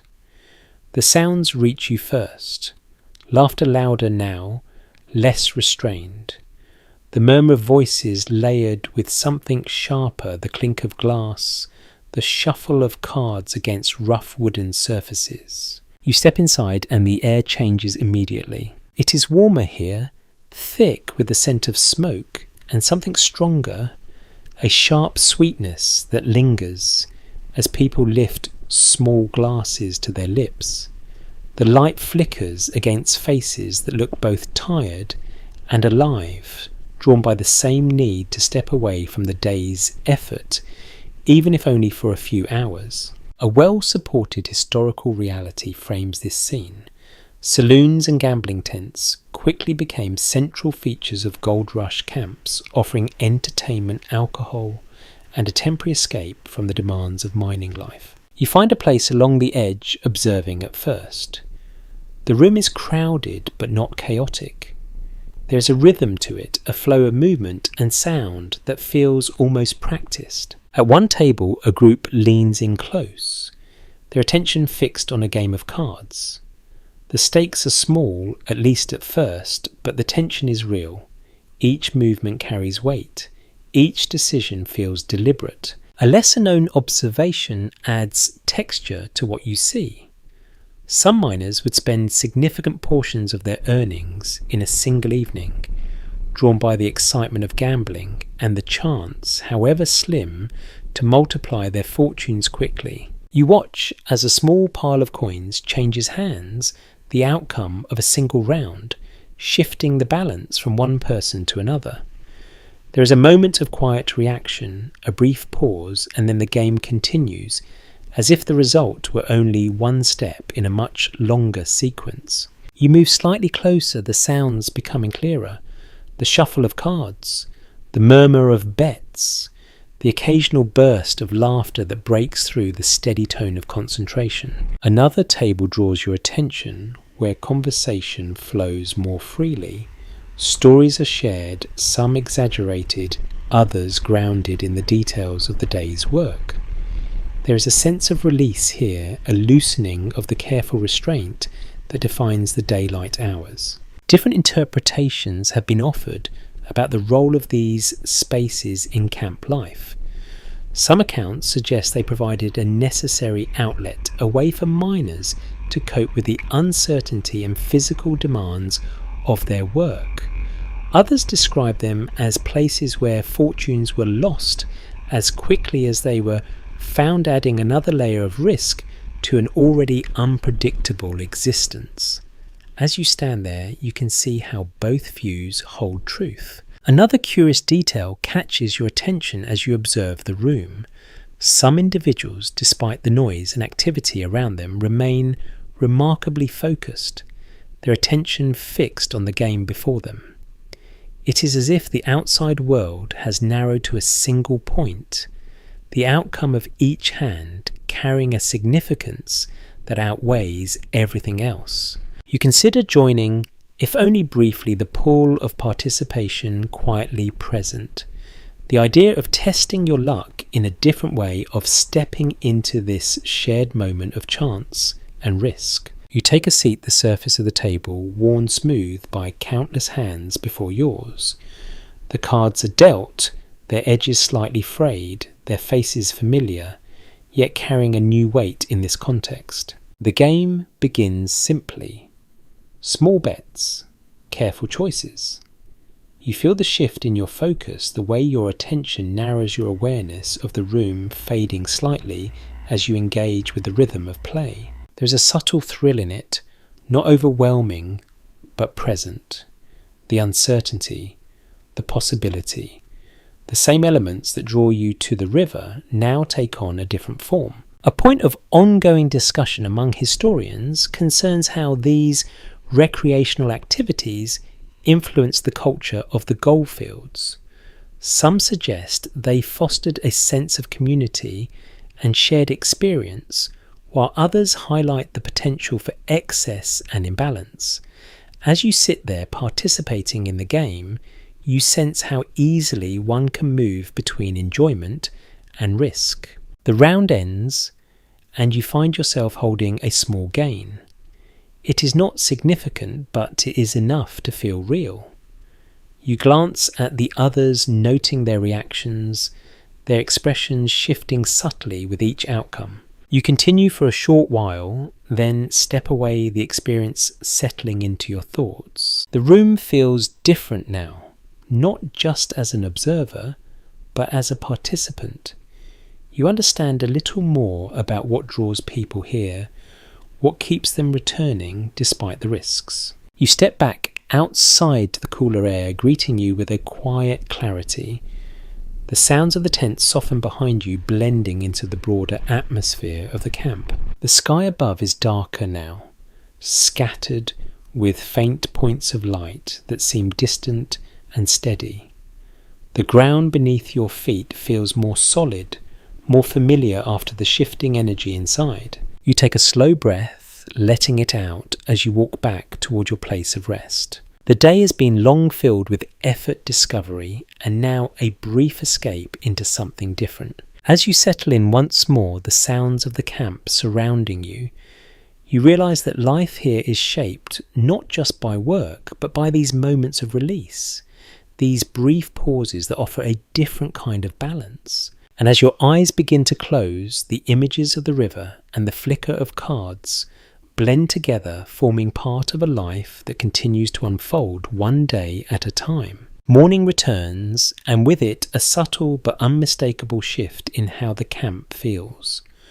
What once seemed temporary now carries hints of something more lasting. The tents are still there, the rough shelters still uneven, yet between them new shapes begin to emerge. Wooden walls stand a little straighter.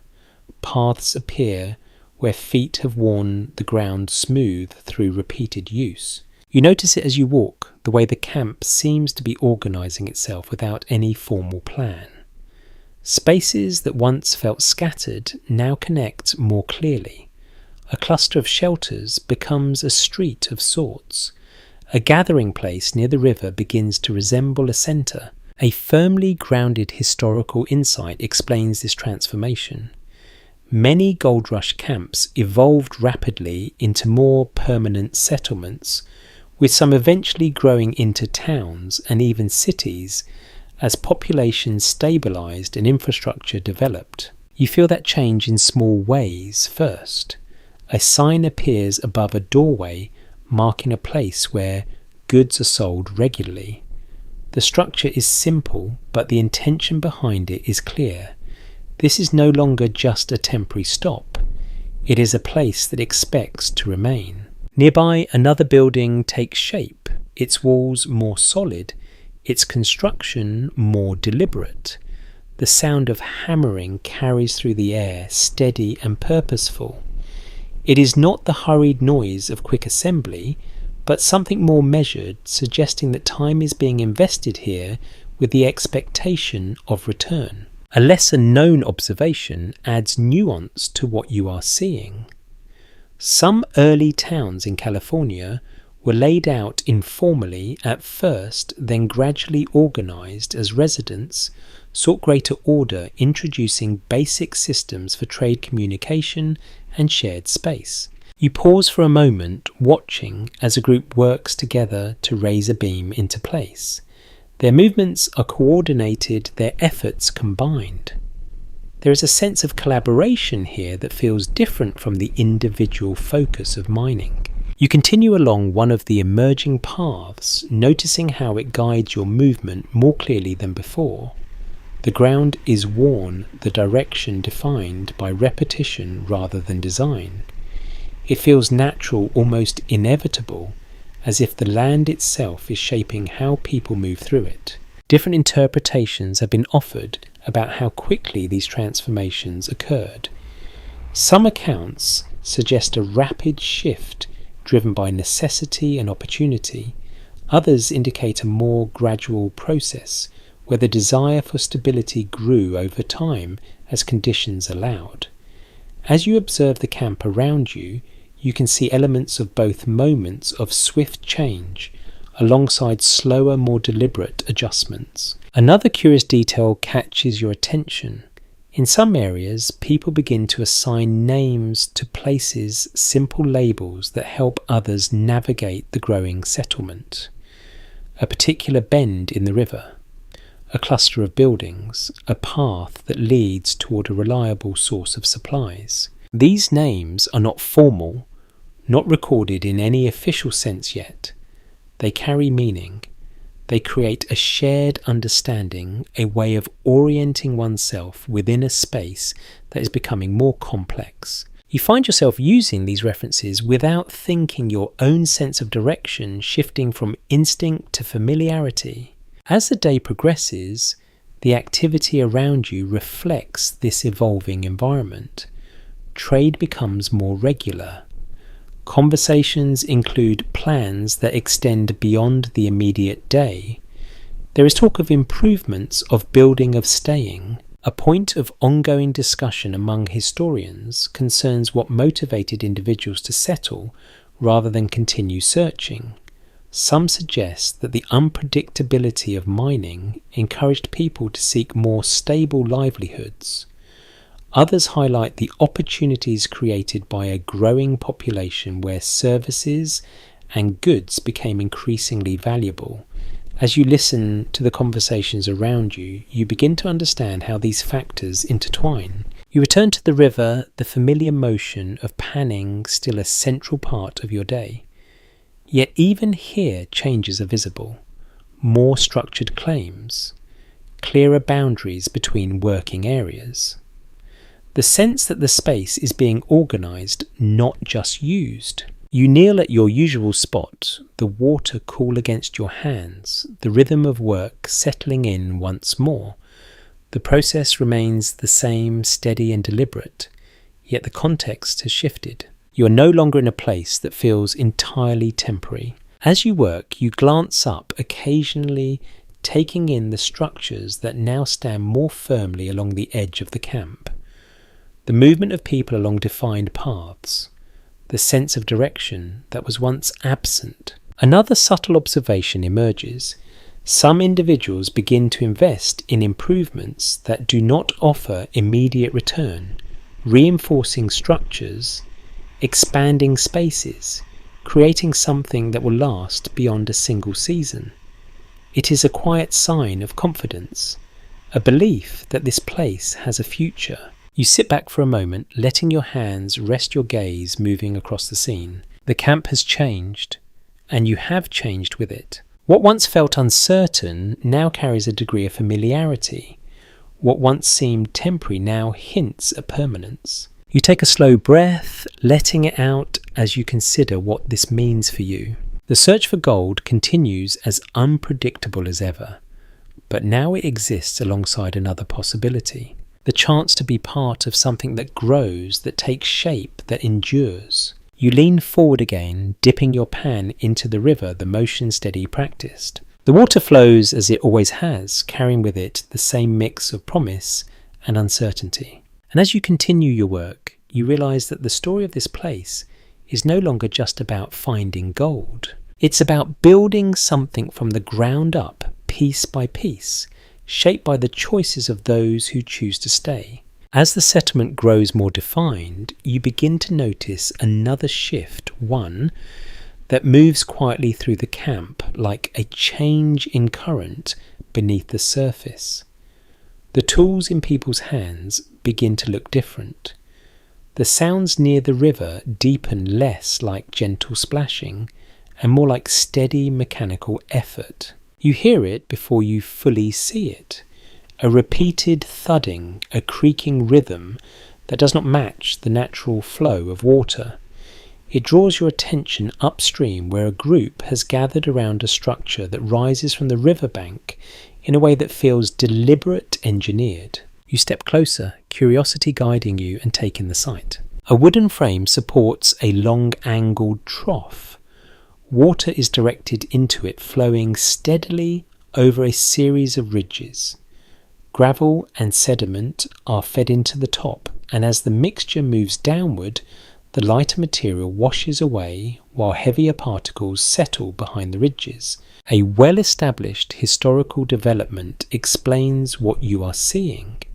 As easily accessible gold became harder to find, miners began adopting more advanced techniques such as sluice boxes, which allowed them to process larger amounts of material more efficiently than simple panning. You watch as the system operates, the movements coordinated, purposeful. Several people work together, each one handling a part of the process. It is no longer a solitary effort. It is something closer to a shared operation. A lesser-known observation adds an interesting layer. Some miners formed small partnerships to build and operate these more complex systems, pooling their resources and dividing any findings among themselves. It was a shift not just in technique, but in how people approach the entire process of mining. You feel that shift immediately. Where your work at the river has been quiet, personal, almost meditative, this feels different, faster, louder, more driven by output than by patience.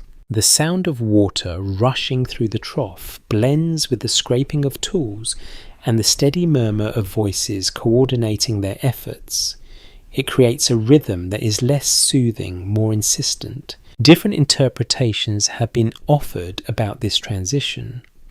Some accounts suggest that these innovations extended the life of the goldfields, allowing miners to continue extracting gold even as surface deposits became scarce.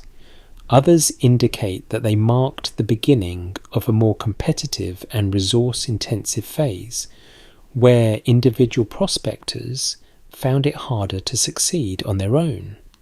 As you observe, you begin to see how both perspectives can exist at once. Another curious detail catches your attention.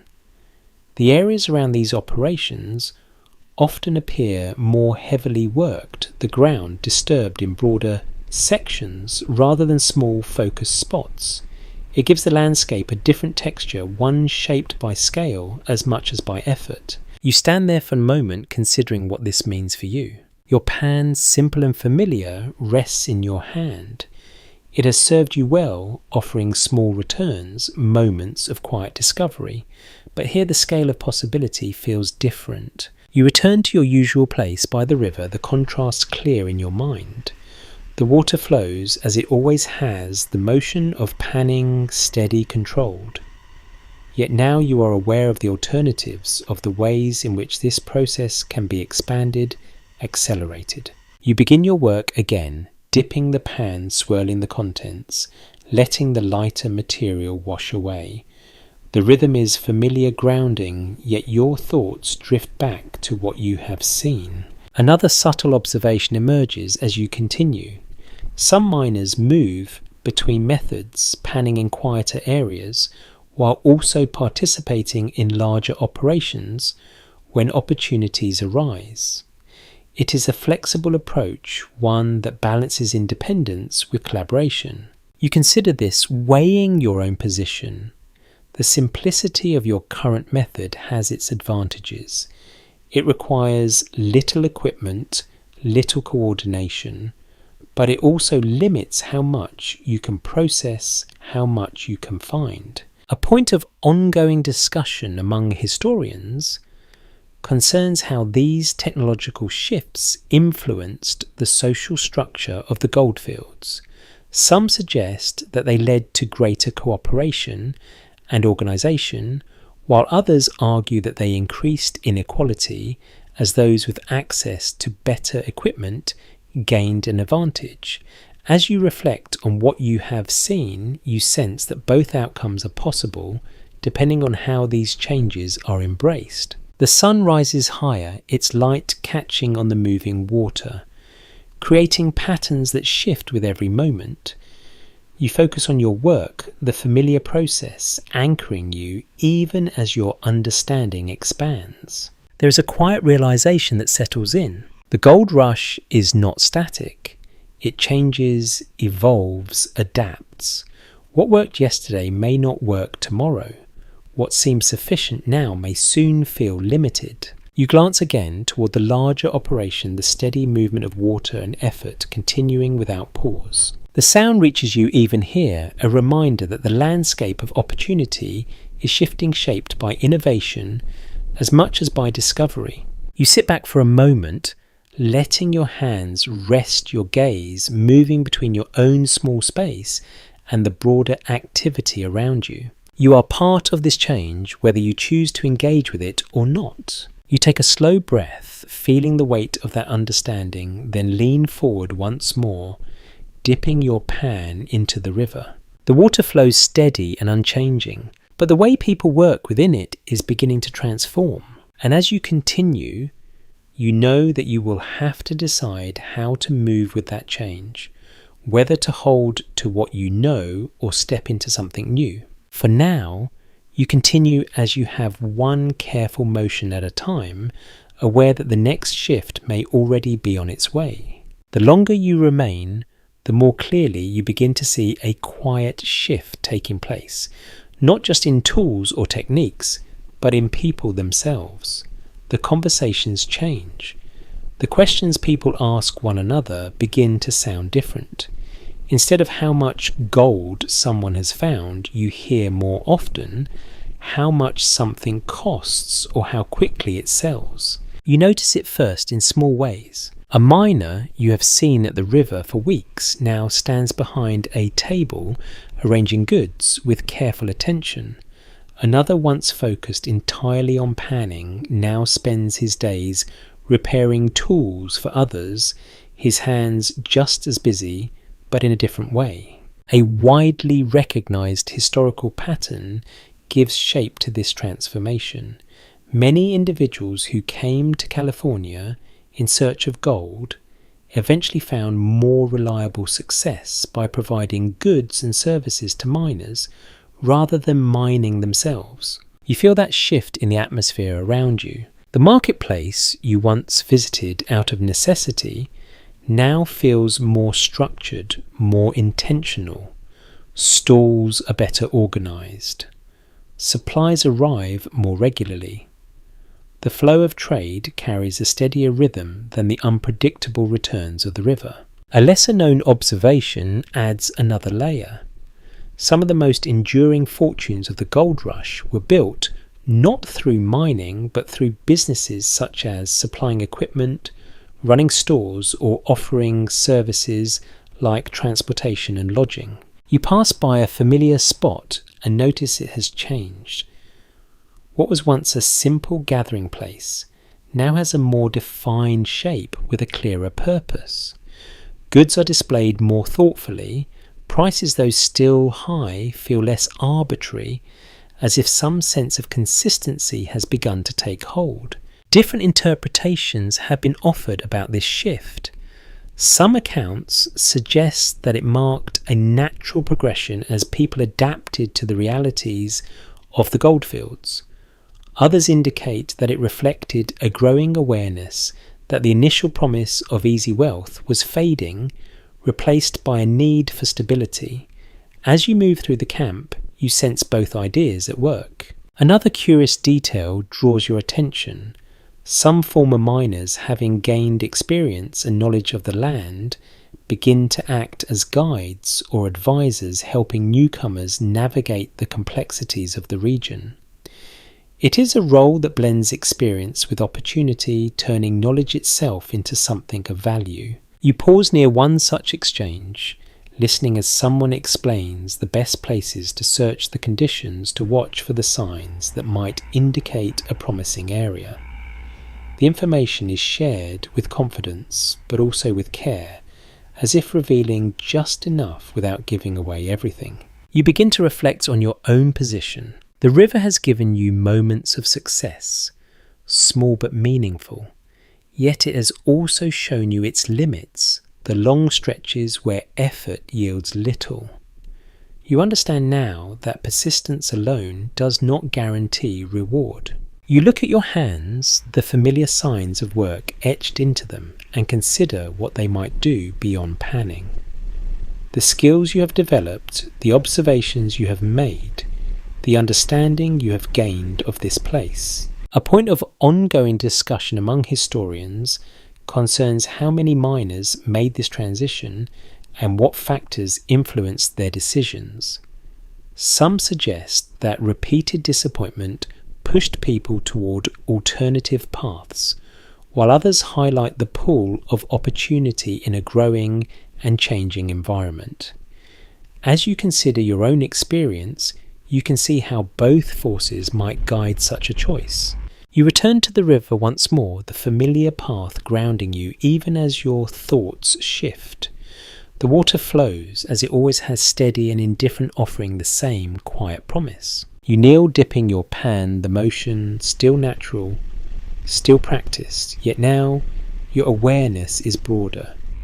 You notice not just the water and the sediment, but the activity beyond the movement of people who have chosen different paths. Another subtle observation emerges as you work.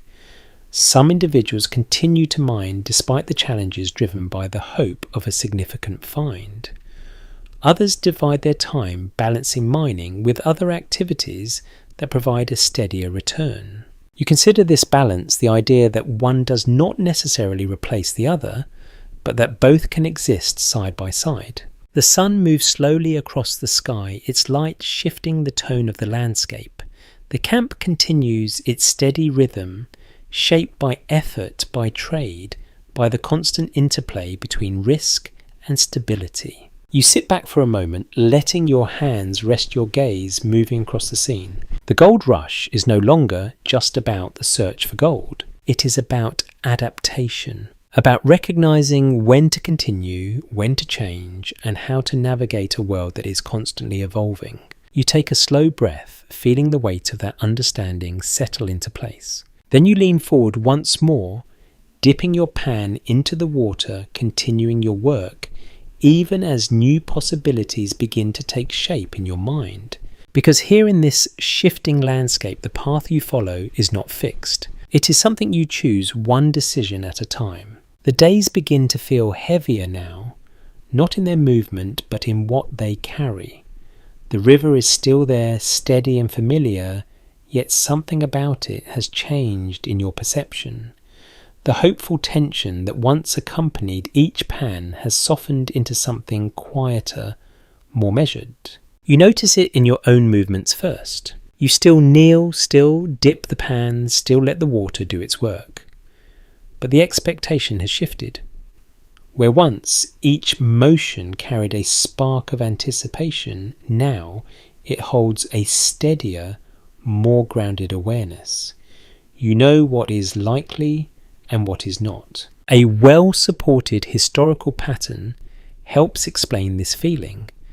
As the gold rush progressed, easily accessible deposits became scarcer, making it increasingly difficult for individual miners to find significant amounts of gold through simple methods. You feel that scarcity not as a sudden absence, but as a gradual thinning. The flecks still appear from time to time, small and persistent, but the larger pieces, the ones that once fueled stories and dreams, seem more distant now. Each day requires the same effort, yet often yields less. A lesser known observation adds texture to this stage. Some miners, after months or even years of limited success, chose to remain despite diminishing returns, driven by the belief that persistence might still lead to a breakthrough. You understand that feeling. It lingers quietly, even as the evidence around you suggests otherwise. The idea that one more day, one more attempt might change everything. It's not entirely rational, yet it is difficult to let go. You sit back for a moment, your hands resting, your gaze drifting across the river. The movement of water is unchanged, its rhythm steady, indifferent to the shifting fortunes of those who work along its banks. Different interpretations have been offered about how miners responded to this stage of the gold rush. Some accounts suggest a gradual acceptance, a recognition that the initial promise had faded. Others describe a continued sense of hope, sustained by occasional finds, and the stories that circulated through the camps. As you reflect on your own experience, you sense both responses within yourself. Another curious detail catches your attention as you observe the camp. Some individuals begin to pack their belongings, their movements, deliberate, their expressions thoughtful. They are not rushing, not abandoning the place in frustration, but preparing to move on to seek opportunities elsewhere. You watch as a wagon is loaded, the items arranged carefully.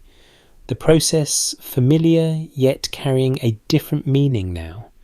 This is not the beginning of a journey, but the end of one. You wonder where they will go, back to where they came from, onward to another place that promises opportunity, or perhaps somewhere entirely new, shaped by the experiences they have gained here. A point of ongoing discussion among historians concerns how many miners ultimately left the goldfields and what paths they took afterward.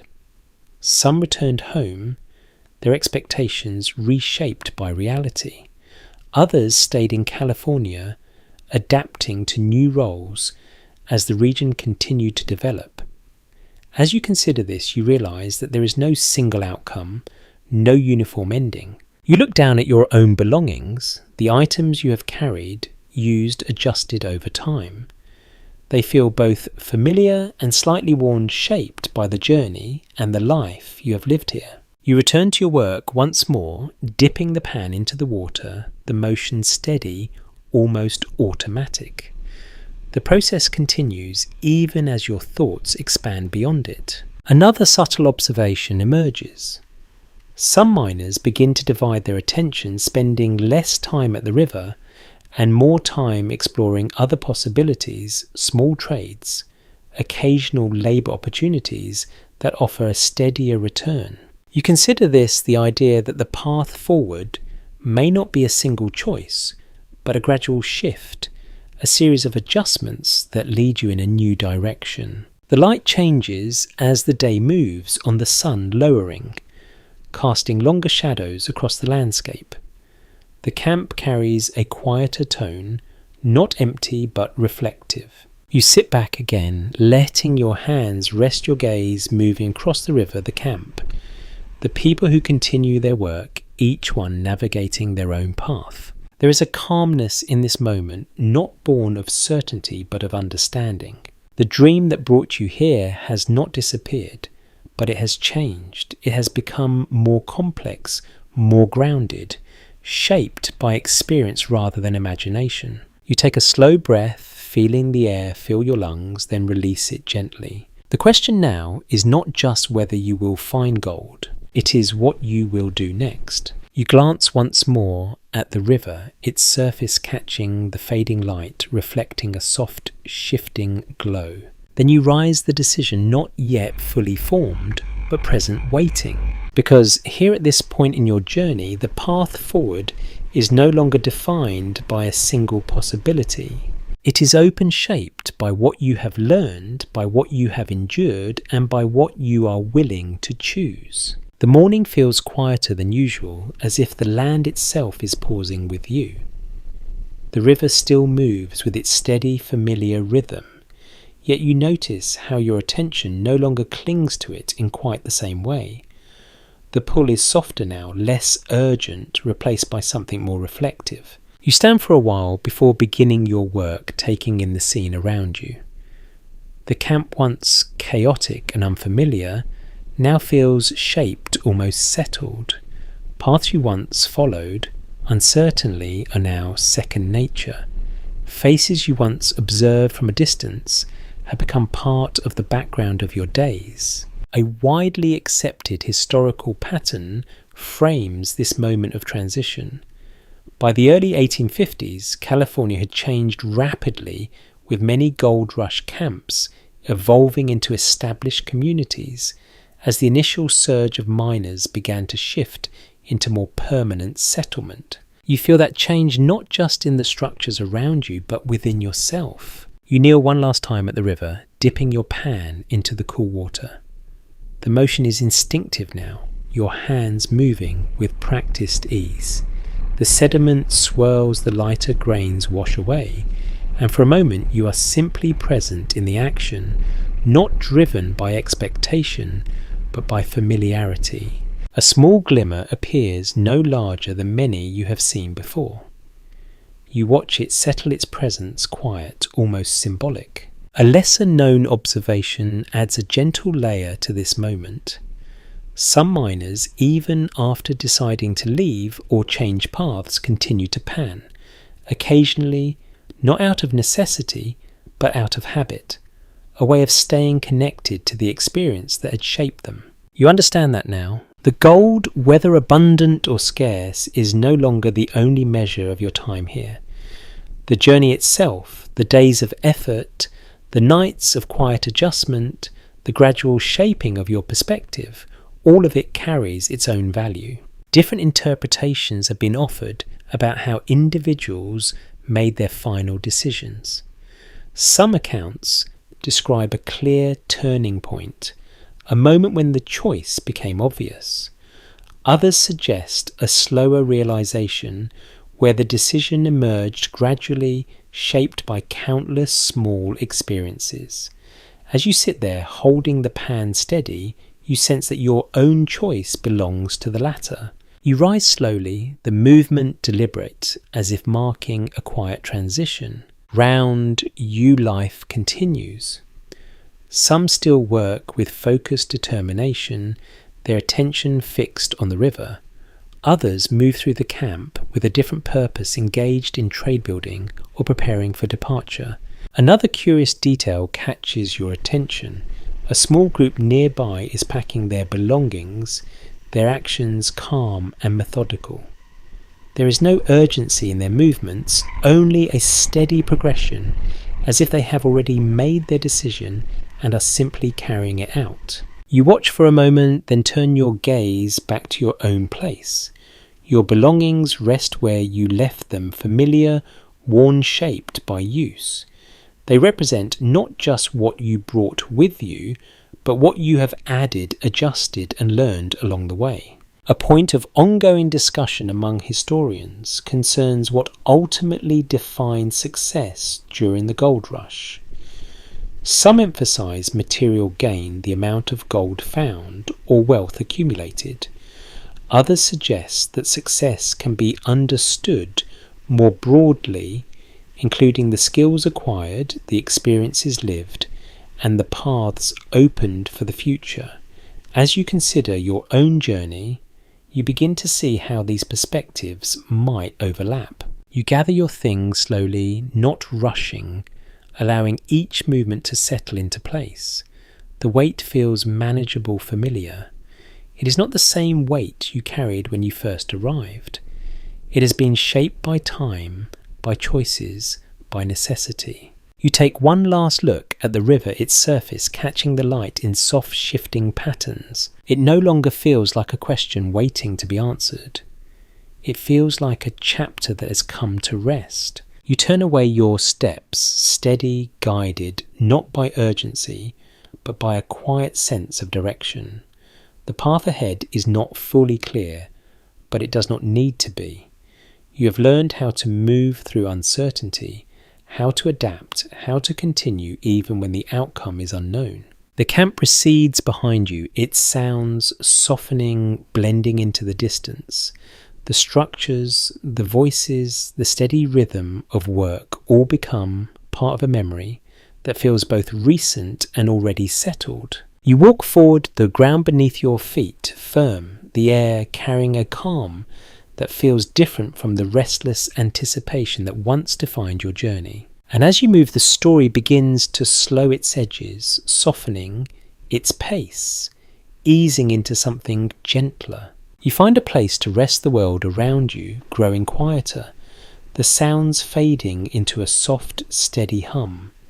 The light dims, not suddenly, but gradually, like the closing of a long day. You take a slow breath, then another, each one deeper, more relaxed. The images of the river, the camp, the shifting paths of your journey begin to settle like sediment in still water. You no longer need to follow every detail. You can let them drift. The cool touch of the river, the warmth of the firelight, the quiet murmur of voices fading into the night. All of it softens, becoming part of a calm, distant memory. Your body grows heavier, more at ease, the tension of movement releasing gently. There is nothing more to decide right now, nothing more to carry, only the quiet presence of where you are and the steady rhythm of your breath. The land stretches out around you, vast and still, holding the echoes of all who have passed through it, including you.